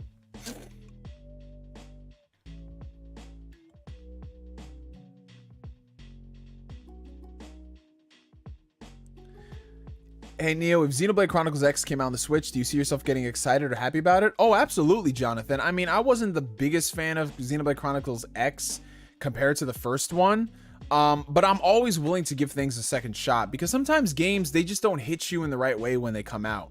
And that was Xenoblade Chronicles X. I mean, part of it was because, you know, I was borrowing a Wii U to play the game and it just wasn't hit me like that. And I knew I had like limited amount of time to play it in the sense that like, you know, oh, you can only play it for like the next like 2-3 weeks or so, because most of those games I like to take my time on. But there was a lot of things about how they did things. The characters weren't that interesting compared to the first Xenoblade Chronicles. The story wasn't interesting at all. The gameplay was kind of fun. So who knows, you know, it's been like what, almost 7 years. If they were to remaster it, I'll definitely give it a second shot and I might really enjoy it this time around, because I know a lot of people love that game and it's one of the few games left stranded on the Wii U. Like, what else is left on the Wii U outside of that game?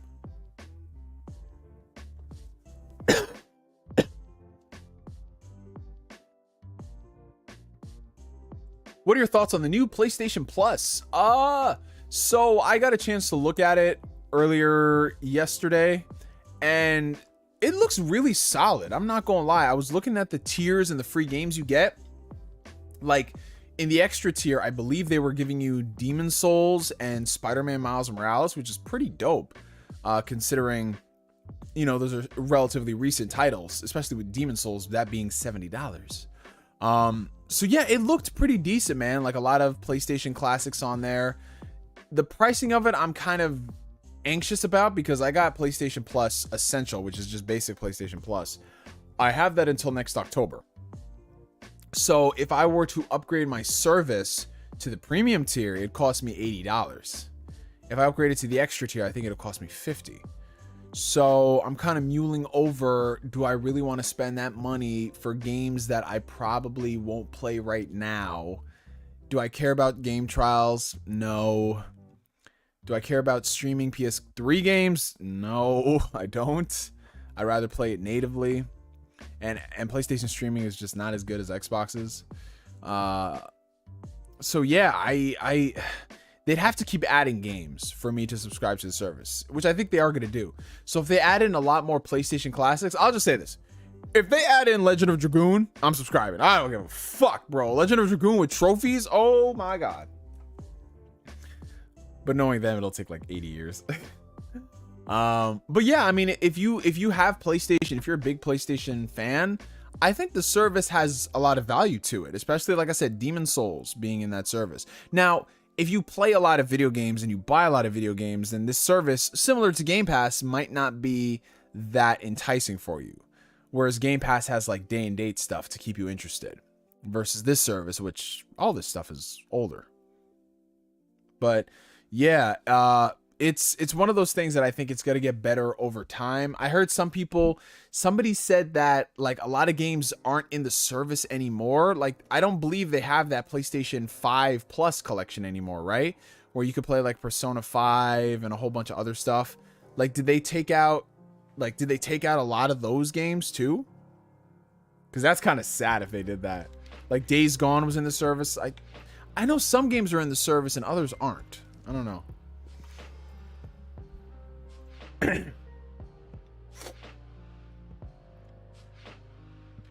Bro, dude, Wind Waker HD.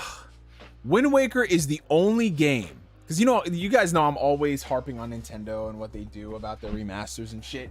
If they put Wind Waker HD on the Switch, I don't give a fuck. I'm buying $60. I'll say this much. I'll be like, yo, y'all can call me the biggest fucking hypocrite in the world.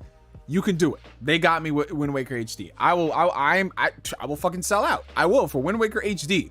Twilight Princess, I enjoyed it. I don't think I'd sell out for it, but it was fun. Wind Waker, though, that's my baby. And why is it still stuck there? They didn't even do that for the Zelda anniversary, bro. It's so sad. Neo, people are saying Square Enix might be bought next. I mean, they just dumped a good amount of debt when they sold off their Western division, so I wouldn't be surprised at some point if they do. It's acquisition season out here, you guys. $4.99 from Hibachi. Thank you so much. Do you watch Obi-Wan? If so, what are your thoughts? Oh, that's the second super chat about Obi-Wan. Yes, Hibachi, I have watched Obi-Wan. And I'm not going to say too much because I don't want to really spoil it for some people here who are waiting to binge it. But I'm kind of mixed about Obi-Wan. There's some things about the show that I do like in terms of performances. It's great seeing Ewan McGregor back again. Episode 3, I mean, this is common knowledge, people know it, but the fight between him and Darth Vader, I really loved. I loved a lot of stuff about the show, but everything outside of Ewan McGregor, I don't really find too captivating per se. Characterizations of the villains are not that great in my honest opinion, and I don't feel like with 2 episodes left of this show, it's really gonna pay off. And it's kind of sad because this is a 6-episode series, and I don't really feel like we've done much with these 4 episodes. Like, it feels as if this should have been an entire season. And, you know, we only have like 2 more episodes that are probably like 40, 50 minutes if we're lucky. And I feel like it's going to wrap up in a certain way that's going to feel very unfulfilling. And I don't really think it's going to be the show that we all envisioned it be. Because when I thought about an Obi-Wan show, I thought it was just going to be focused on him and dealing with all the PTSD from the end of Revenge of the Sith. And we got glimpses of that here, but it's so few and far between to all the other stuff that's happening that, in my honest opinion, is, I feel like better, like other Star Wars content has handled that stuff a lot better. Talking about the Inquisitors for a second, I don't know why the Inquisitors are so much better in Jedi Fallen Order than they are in the main Star Wars content that people are going to be watching. You know, the character of Reva, like, it's one of those things that, like, at first when she was introduced, I knew exactly the angle they were going for with her character. And it's gotten to the point where they just keep beating you over the head with it every single episode that she doesn't come off as threatening. And the way it's going down with these 2 episodes, it's going to go down in the way that we all expect. And it's just like, that's a waste of an actress if this is the arc that you're giving her. So it's like, I don't feel like, I feel as if when the show ends, none of us are going to come out from this thinking, I needed to see this story told. You guys get what I'm saying? Nothing that's happened in 4 hours, I feel as if we needed to see, which is so disappointing.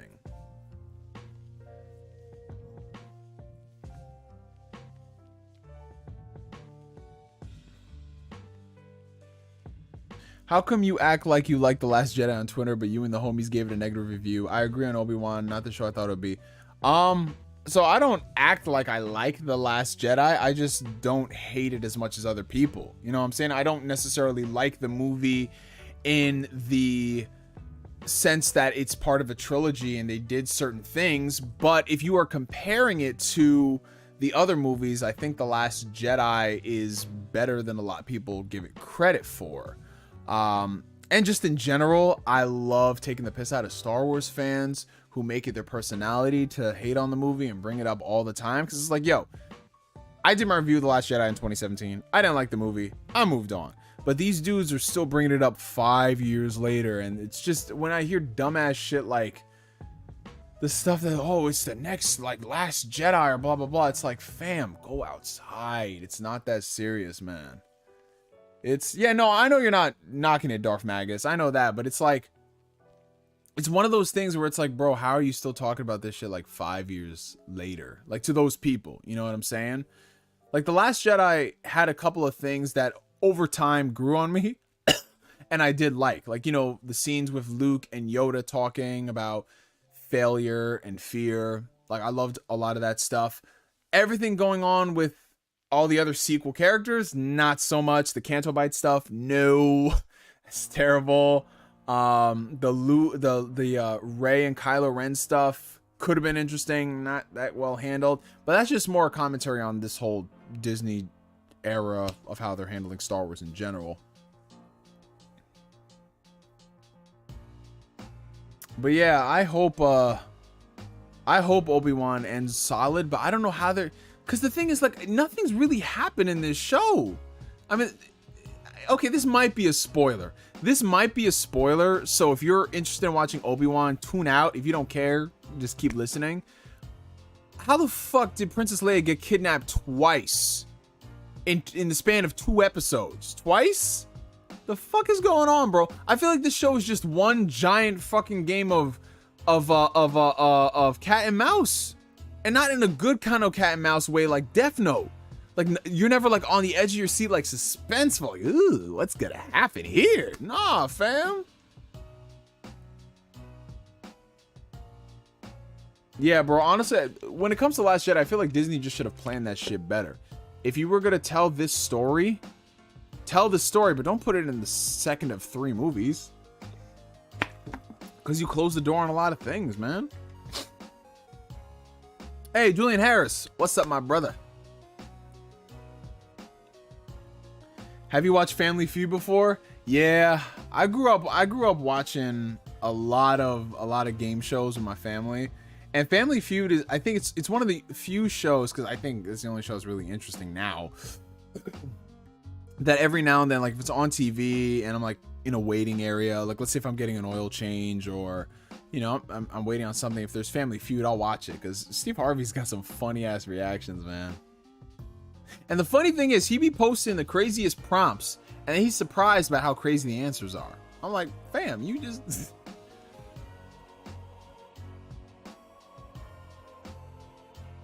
yeah, I don't know who's right who's right in this show, Hibachi, but it just seems very neutered. Very neutered, man. Very neutered.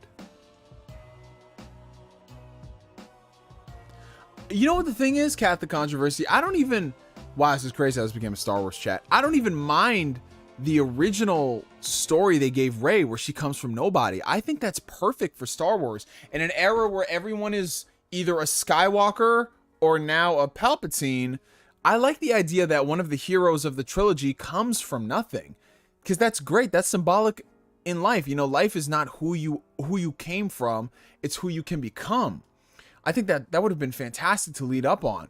And then they retcon that in the next movie, saying, well, you're not exactly, your parents weren't nobodies because they came from Palpatine. I'm like, oh, like they should have, oh my God. Yeah, Steve Harvey does look like Mr. Potato Head.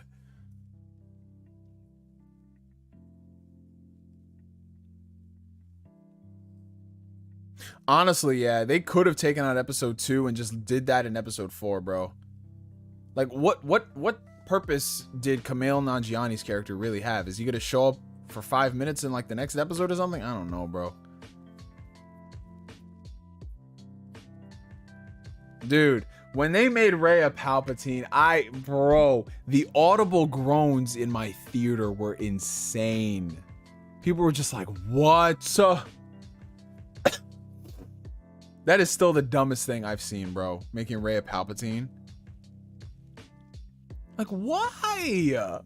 Let the man die, bro. Like, look at Sora. Everyone around him was meant to wield the Keyblade, but he wasn't. That's what makes him special. Yeah, honestly, like, I like the idea, you know, like, I love the idea of greatness from small beginnings. That's just so cool to me. You know, you don't have to be the chosen one. Star Wars is always about the chosen one, and George Lucas bringing everything full circle, you know?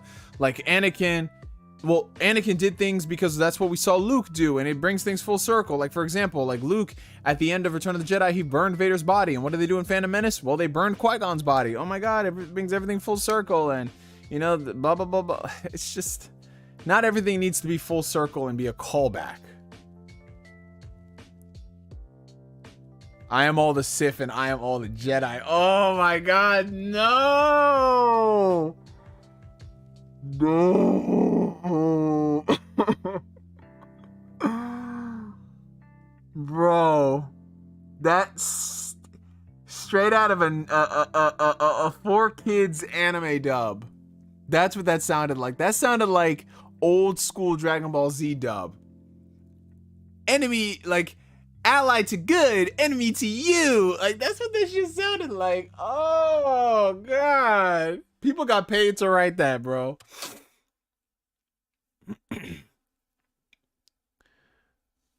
So we actually did a full segment talking about the Joker 2 being a sequel, Trapped in My Psych. So if you want to scroll back later on, you can. But I'm all on board for it, man. I am excited. Because it's something different. Bro, that movie was just a kid playing with all of the action. I mean, that's what it was, bro, honestly. It felt like it was a big advertisement for toys. Well, I mean, all these movies are when you think about it, but still, that was egregious. $5 from Nostalgia Trip. The thing I absolutely hate with it... Oh god, voice is starting to go. The thing I absolutely hate with the Disney sequel is that they wasted the original cast. We never got the three to reunite on screen. Now we can't anymore. Yep, and they killed all of them too. They killed all of them, bro. That was so disappointing. Like, damn, you couldn't... Well, to be fair, Harrison Ford, he wanted Han to die. He said, I'm only going to come back if you can kill Han. And they did that. But still, that fucking sucks, bro. Man. Oh, I got to text this girl real quick.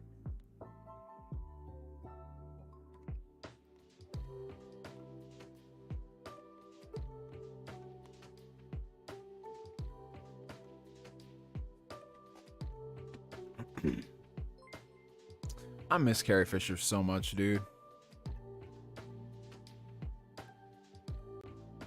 Yeah, that gave me big Endgame vibes as well, Darth Magus. And in Endgame, it made a lot of sense because that was a callback to Iron Man 1, and it was beautiful, and it's like a big fuck you to Thanos. You know, like, this human beat you, bitch. Dude, that, oh my god. Yo, that, man. Dude, that shit, man. I want to go rewatch that final fight in Endgame. I just love the build up towards that scene. It's like Thanos snaps and he sees that the gauntlet is empty, and then you just see Tony and the Infinity Stones roll up, and then he just gets blasted by it, and he's just like, "No, I got time for this, man. I got time for this." That was beautiful, bro. That was just such a beautiful payoff, man.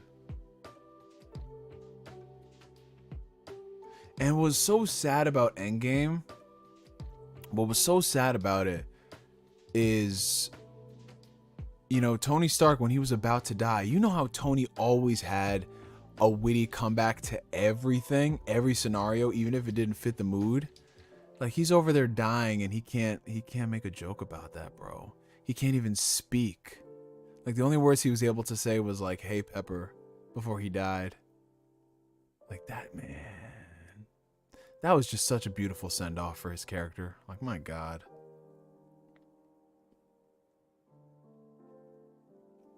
$4.99 Hibachi. Thank you so much, bro. Have you noticed in Disney Star Wars that the lightsaber combat is kind of lackluster?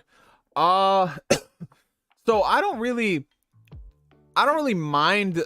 Actually, no. I don't think that the lightsaber combat is really bad at all. I just think that the lightsaber combat is more realistic compared to what we saw before, because in the prequels they were very heavily stylized and choreographed to the point it looks like they're dancing, and some of this is just like, okay, now you're just pushing it. Like Revenge of the Sith, like that scene where they were fighting inside the room and it was just going like boom boom boom boom boom boom boom, like out of nowhere. Like, I was like, that shit looks so goofy, bro. So I like how in the sequel movies it's definitely more realistic as to how people would swing that, you know what I'm saying? But I also think that there's not a lot of great lightsaber fights outside of the throne room scene in The Last Jedi. Like, The Rise of Skywalker, you're thinking, all right, we're going to end off with really great lightsaber fights. Nah, we're not going to do that. We are not going to do that. It's like, we got one really good scene, and then that was it.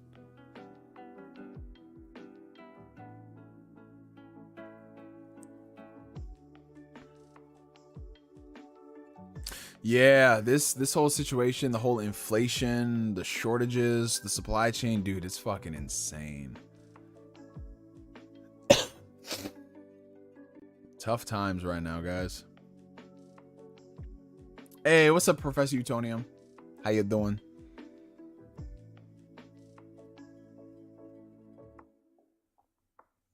Yeah, we talk about the MCU. That's what we doing.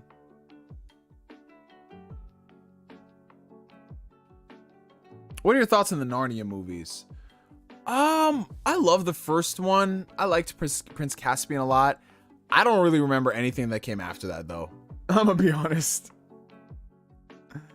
But I think, like, that's a franchise that is prime for a quality reboot. They keep talking about rebooting it at some point, but they're not really doing anything with it. I'm excited to see what they do with that new Percy Jackson show, though. How are they going to defeat the Emperor the same way 3 different times? Well, you want to know why? Because everything is a callback in fucking Star Wars. That's the sad part. Defeat him 3 different times. What's a non-franchise movie you like? I mean, like most movies that exist out there. I mean, one of the ones, my movie right now that's my favorite of the entire year is Everything Everywhere All at Once. That's most movies. Most movies aren't franchise movies.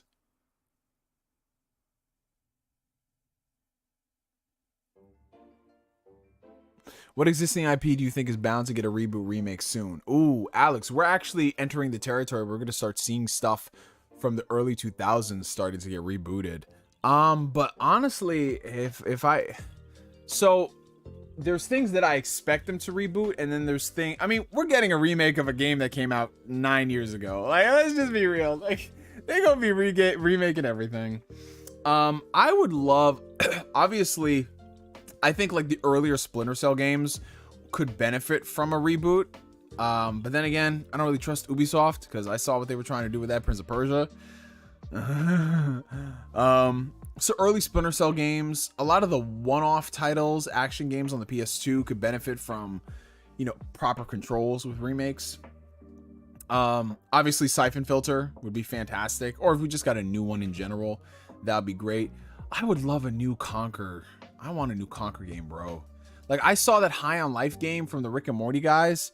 They need to make a Conquer game, or at least they need to write the story of a Conquer game. It's been too long without Conquer. Like, we need those kind of games, bro. Are you excited about that Glass Onion? Yes. I think that's my most anticipated movie for the rest of the year. The Knives Out sequel. I cannot wait. I cannot fucking wait.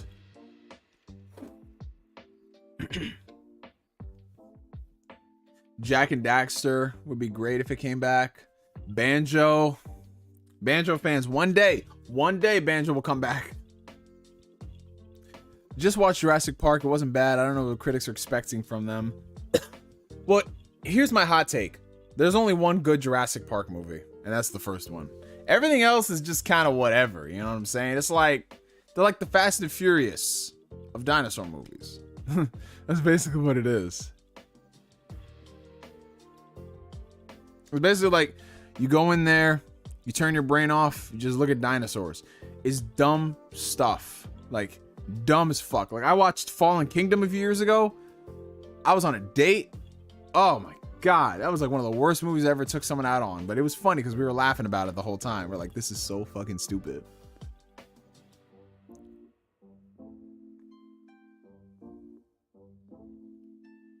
Thank you, Professor Utonium. Yeah, you know what it is, man? It's because I was recovering from getting sick, and my voice has to get used to talking for an extended period of time because I hadn't been doing a lot of talking over the past month. So it's kind of like I have to retrain. It's like I have to retrain my voice. But it's a hell of a lot better than it was last week where I was coughing all throughout the stream.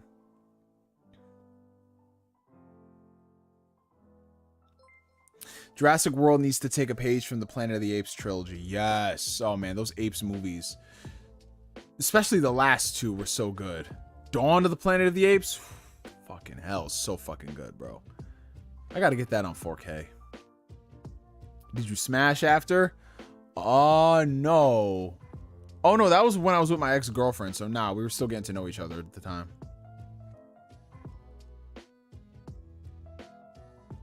Oh, man, feel better, Maddie. It seems like everybody has gotten sick over the past month. It's absolutely insane, bro. Crazy. It's crazy, man.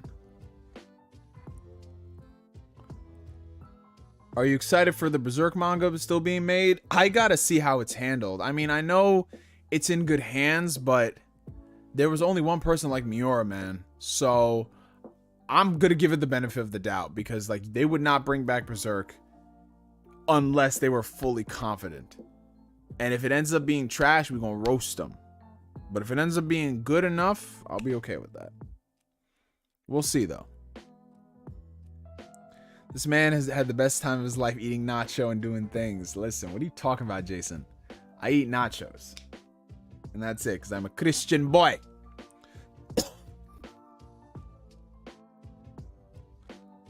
Yeah, dude, like the sickness just came and went. Like for me, I started feeling better, and then that's when the cough started happening. It was wild. Ooh, $5 from Ryuzaki Koizumi. Thank you, my friend. Bruh, I think I've officially become a weeaboo because now my room got a bunch of anime figures. Yeah, honestly, bro, you don't become a weeaboo until you start buying like a bunch of anime shit that you can't really do anything with. So that's like posters, wall scrolls, figures, coasters. I got Dragon Ball Z coasters here. It's fucking crazy. So yeah, embrace it, my friend. If you start buying body pillows, though, I don't know. Havoc is sick too. Bro, Havoc cannot catch a break, Rhino. First, it's him working a lot. Then it's the Xbox showcase. Now he's sick. Oh, man. He stayed taking L's in Connecticut, bro.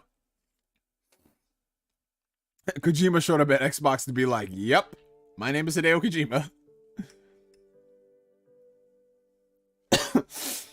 Oh, man. Too late on the body pillows. Oh, Jesus. Tap dancing Christ. But you know what? You own it. You own it. Do your thing.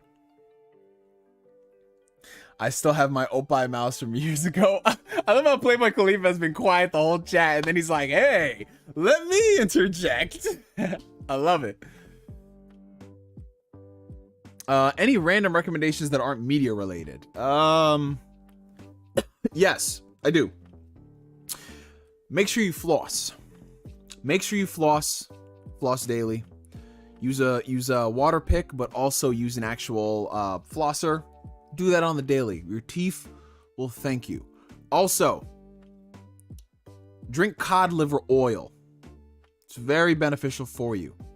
It's filled with a bunch of great vitamins and minerals. Well, mainly just vitamins, not really minerals. But it's very good. Keep you healthy. Get the one with the lemon flavor in it. What else?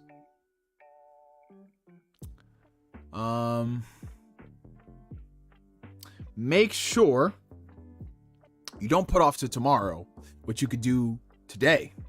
Like, for example, I saw my tire was looking kind of funky. I don't want that shit blowing up on me. So I went and got my tire patch, and I feel so much better about life, man. What else? Exercise daily. Whether it's just running outside, walking, doing some type of aerobic exercise, going to the gym, doing a martial arts sport, rowing, whatever. Do that. Do not take your health for granted. Do not say, I'm going to start XYZ later on, because once you lose health, you can't get that shit back like that, bro. Or it's going to be very hard to get back. What else?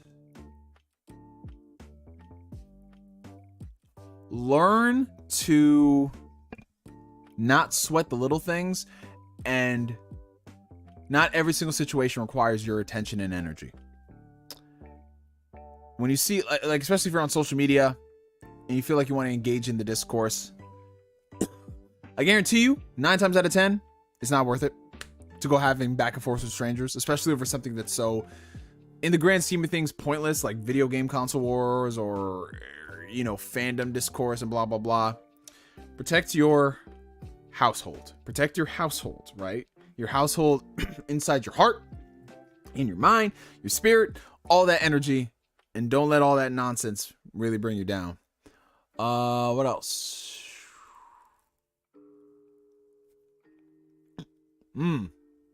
Be accountable with yourself. Be accountable with yourself in all regards. Know when to take criticism. Do not be above criticism. Keep shit pushing.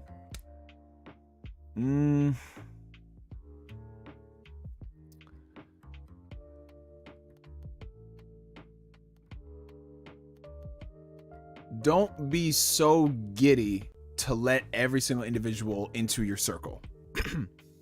Now, that's not saying that you can't have a lot of acquaintances or friends, but be very selective about who you go above and beyond for, right?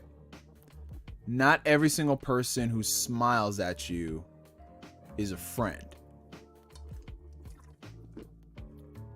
Vet people. Vet people, hang out with people, see what they're all about before you start relying on them, before you start doing anything you would for the close friends in your circle.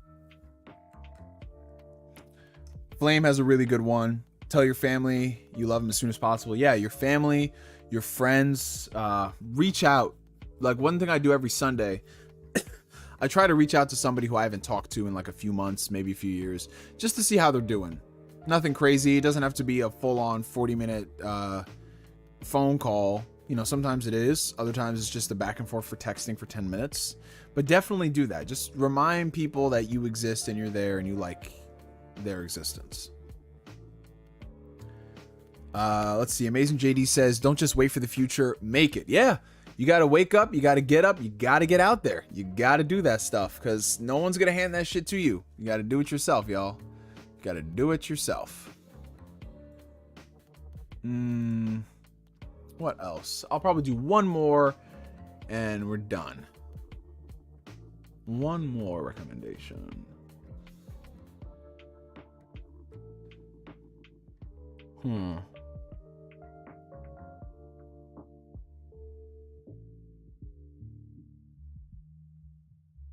I want to end it off on a good note, but part of me is like, I don't know. So I'll think about something and let me go to see what you guys are saying.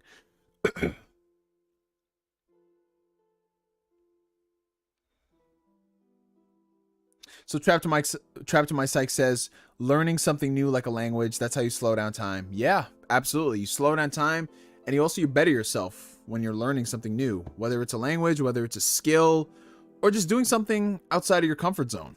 Very, very beneficial.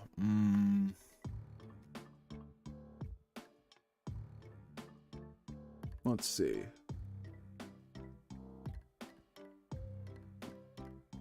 All right. So my last one will be, regardless of like what you heard today or how many other recommendations we gave you, remember to take a moment and just breathe. Take a moment to breathe. Because while time may feel as if it's going really fast at this astronomical pace, we're about to be in July of 2022, 7 months in, remember to breathe and be in the moment. Be in the moment and just exist. Don't let a lot of those things pass you on by. Because if you spend so much time having tunnel vision, focused on one thing, you might forget and miss all of the beautiful sights on the road to your destination that you were already going in the first place. So take some time, breathe it all in, maybe grab yourself a drink, have some nice food, and just enjoy yourself. Enjoy life. Because life, despite all the ups and downs, life is beautiful, bro. Life is beautiful, and every single day I'm thankful to be alive. Being able to experience new things. And yeah, that's what we're gonna leave the stream. We're gonna wrap it up on that note, you guys, because your boy's voice is starting to go, as you can hear. But we made it a solid 2 hours into the stream without my voice really dying like that until the very end. Thank you so much for everybody for pulling up. If you enjoyed the stream, make sure you guys hit that like button. It helps out the channel tremendously. It helps send this video out into the ether so we can bring some new people into this little family of ours. Do me a favor, and if you haven't followed me already, give your boy a follow on Twitter, because that's where I frolic and post all of my hot takes, my lukewarm takes, my cold takes, and apparently, according to some people, I thirst after older women on there. This cannot be confirmed. It cannot be confirmed despite what Gabe may say. But yeah, you guys enjoy the rest of your evenings, your mornings, your afternoon, whatever y'all are doing. Watch a lot of anime, eat a lot of great food, have a lot of great sex, and I will be back to hang out with y'all Thursday evening, where Gabe and I return for the Sweaty Cast. It's actually happening finally. Hope, fingers crossed my voice doesn't go again. But either way, I'll have Gabe there, and he can, you know, help do some of the heavy lifting as far as speaking is concerned, because he's got a lot of stuff to say. But yeah, you guys enjoy the rest of y'all's days. And from me to you for now, my name is NGS signing out. And like always, I will catch you guys later. Peace out, y'all. Have a good one. Wait the fuck. Wait a second. Hold on. I love how I got through my entire intro and nobody brought it up. There's only one person, and it happened towards the end, that being Jason. We didn't do a fucking hydration check. Oh, no.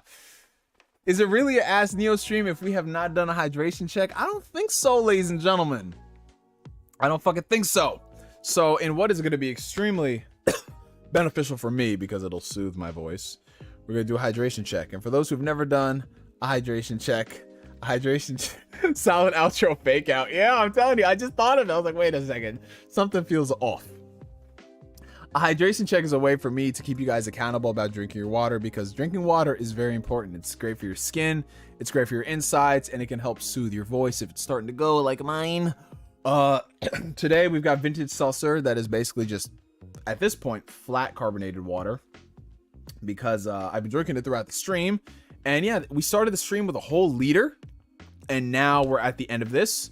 So right now I am at a little over, okay, so this is 1 liter here, and I drank 40 ounces of water at the gym, and I had 17 ounces in my pre-workout.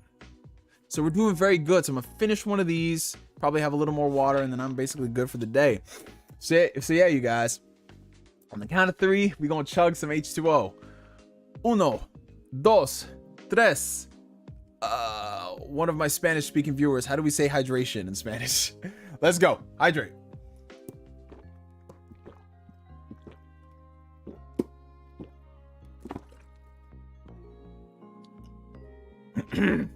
That feels pretty fucking good. I'm not even gonna lie. And before we go, I was gonna mention this at the beginning of the stream, but I kind of forgot. I guess this is gonna end the stream on a somber note. But we lost somebody over the past week. We lost Billy Kametz. Now, for those who are unaware, Billy Kametz was a voiceover artist, did work for numerous things. Most people know him in the world of anime as Josuke in JoJo's Bizarre Adventure, Diamond is Unbreakable. He's done a lot of stuff. He was in Premiere. He was Ferdinand von Aegir in Fire Emblem Three Houses. He's done a lot of stuff. And off microphone, Billy, from the times I've seen him on social media and watching interviews, Billy was just such an incredible human being. Just hearing the way he talked about things, you know, we say this a lot, like, oh, I feel like I know this person, even though I've never actually met him. But that's the type of person Billy was, and being able to see how he's impacted a lot of people in the community, and just to have that light taken away from cancer, especially because we had just found out about the diagnosis literally a few weeks ago at this point. I'm not gonna lie, it kind of fucked me up. We found out he had stage 4 colon cancer back in April, and he was going to be taking some time off of work to focus on the treatment. And then literally less than 2 months later, we find out he passes away. So it's extremely important that, you know, the older we all get, because a lot of us, we're getting up there in our late 20s, we're about to be in our 30s. Take care of your health. If something doesn't seem right, get it checked out. I know healthcare in America is a fucking nightmare. but get it checked out. You never know what it could be. And to have somebody like Billy Kametz taken away at just such a young age of 35 years old. This dude is just a couple of years older than me. It like, I was thinking about that all night at work. And it's really sad when somebody passes in the community, especially someone whose work has like impacted you and you liked hearing what they had to say about things. And then it's just a different thing entirely when they pass away from something like this, from a cancer so young. It hits very, very differently, you know. And then if you like, yeah, for example, Playboy, Chadwick Boseman passed away a couple years ago. You know, same thing, cancer, and he was so young. He was in his early 40s. So I just wanted to extend, you know, my condolences to his family, his loved ones, his close circle, and anybody who was, you know, impacted by his performances, his work. And I think the important thing, you know, as we see a lot of these deaths, it's something that, you know, never gets easier, especially if you've really known the person. But the important thing is just to allow yourself to feel whatever feelings you have. Let them out, let it all out. The first time I really had a major experience with death was when my aunt passed away a few years back. That was someone who I was really close to, and when she died, it really fucked me up. And it wasn't until like the 2-year anniversary of her death, when I actually went to her grave, where I was able to like come to terms with the idea of death and what it is and the feelings that you have. It's not the fact that you feel this way, you feel so miserable when someone passes away. That's not a bad thing. It's because that person had such an impact on you. And sure, it gets easier as time progresses, but that feeling will forever be there. And that's okay, because that's love. Like, what is grief if not love persevering? Like, that's like, honestly, in my opinion, like the greatest quote to ever come from a Marvel movie or a TV show or whatever. And that stuff is very important. So if you guys are dealing with loved ones who have passed away recently, my best piece of advice is just allow yourself that time to be vulnerable, speak out on things, speak about everything, how you feel about it, because it's never easy. It's never easy. You're wondering why was it this person? Why was this really their time, when there's so, like, it's a lot of stuff. Coping with loss is not easy. But it's important that, like, we all stay there for each other and we talk about things. So, you know, my condolences to Billy Kametz. Rest in peace. Your spirit is going to live on. It's going to transcend your work. It already has. And every single time I go back and I rewatch Promare, or, you know, I'm playing through Persona 5 Royal right now, and his character in that game and what the character is all about. It's so fucking inspirational, bro. And I think it's part of the beauty in life, you know, and especially for someone like him who breathed life into some of these characters and what they stood for. You know, it's like we get to remember them in two separate ways. We get to remember them for who they are as the person, but also their roles as the characters and what those characters stood for. So yeah, the last thing I will say, if you are interested in honoring Billy Kametz in any way, I implore you to donate to both his GoFundMe page in addition to the, I believe it was the Colon Cancer Research Society. Basically, if you go to his GoFundMe page, it'll have the information there. All the proceeds that are on the GoFundMe, I believe, are going towards covering, you know, his funeral costs and the family and everything. And then also just donating for colon cancer so we can help find whatever semblance of a cure whenever it happens. But yeah, I'm seeing some updates in the chat. Jason says his GoFundMe closes today if it hasn't already. So yeah, if you guys are watching this right now as it's live, you might go check that out. But yeah, rest in peace, Billy Kametz. My condolences again to his entire family, anyone who's close to him who might be watching right now. He was a beautiful, beautiful soul. So yeah, you guys, that's it for tonight's Ask Neo stream. I knew there was more than one thing that I forgot to do, and that little tribute was something I had to do.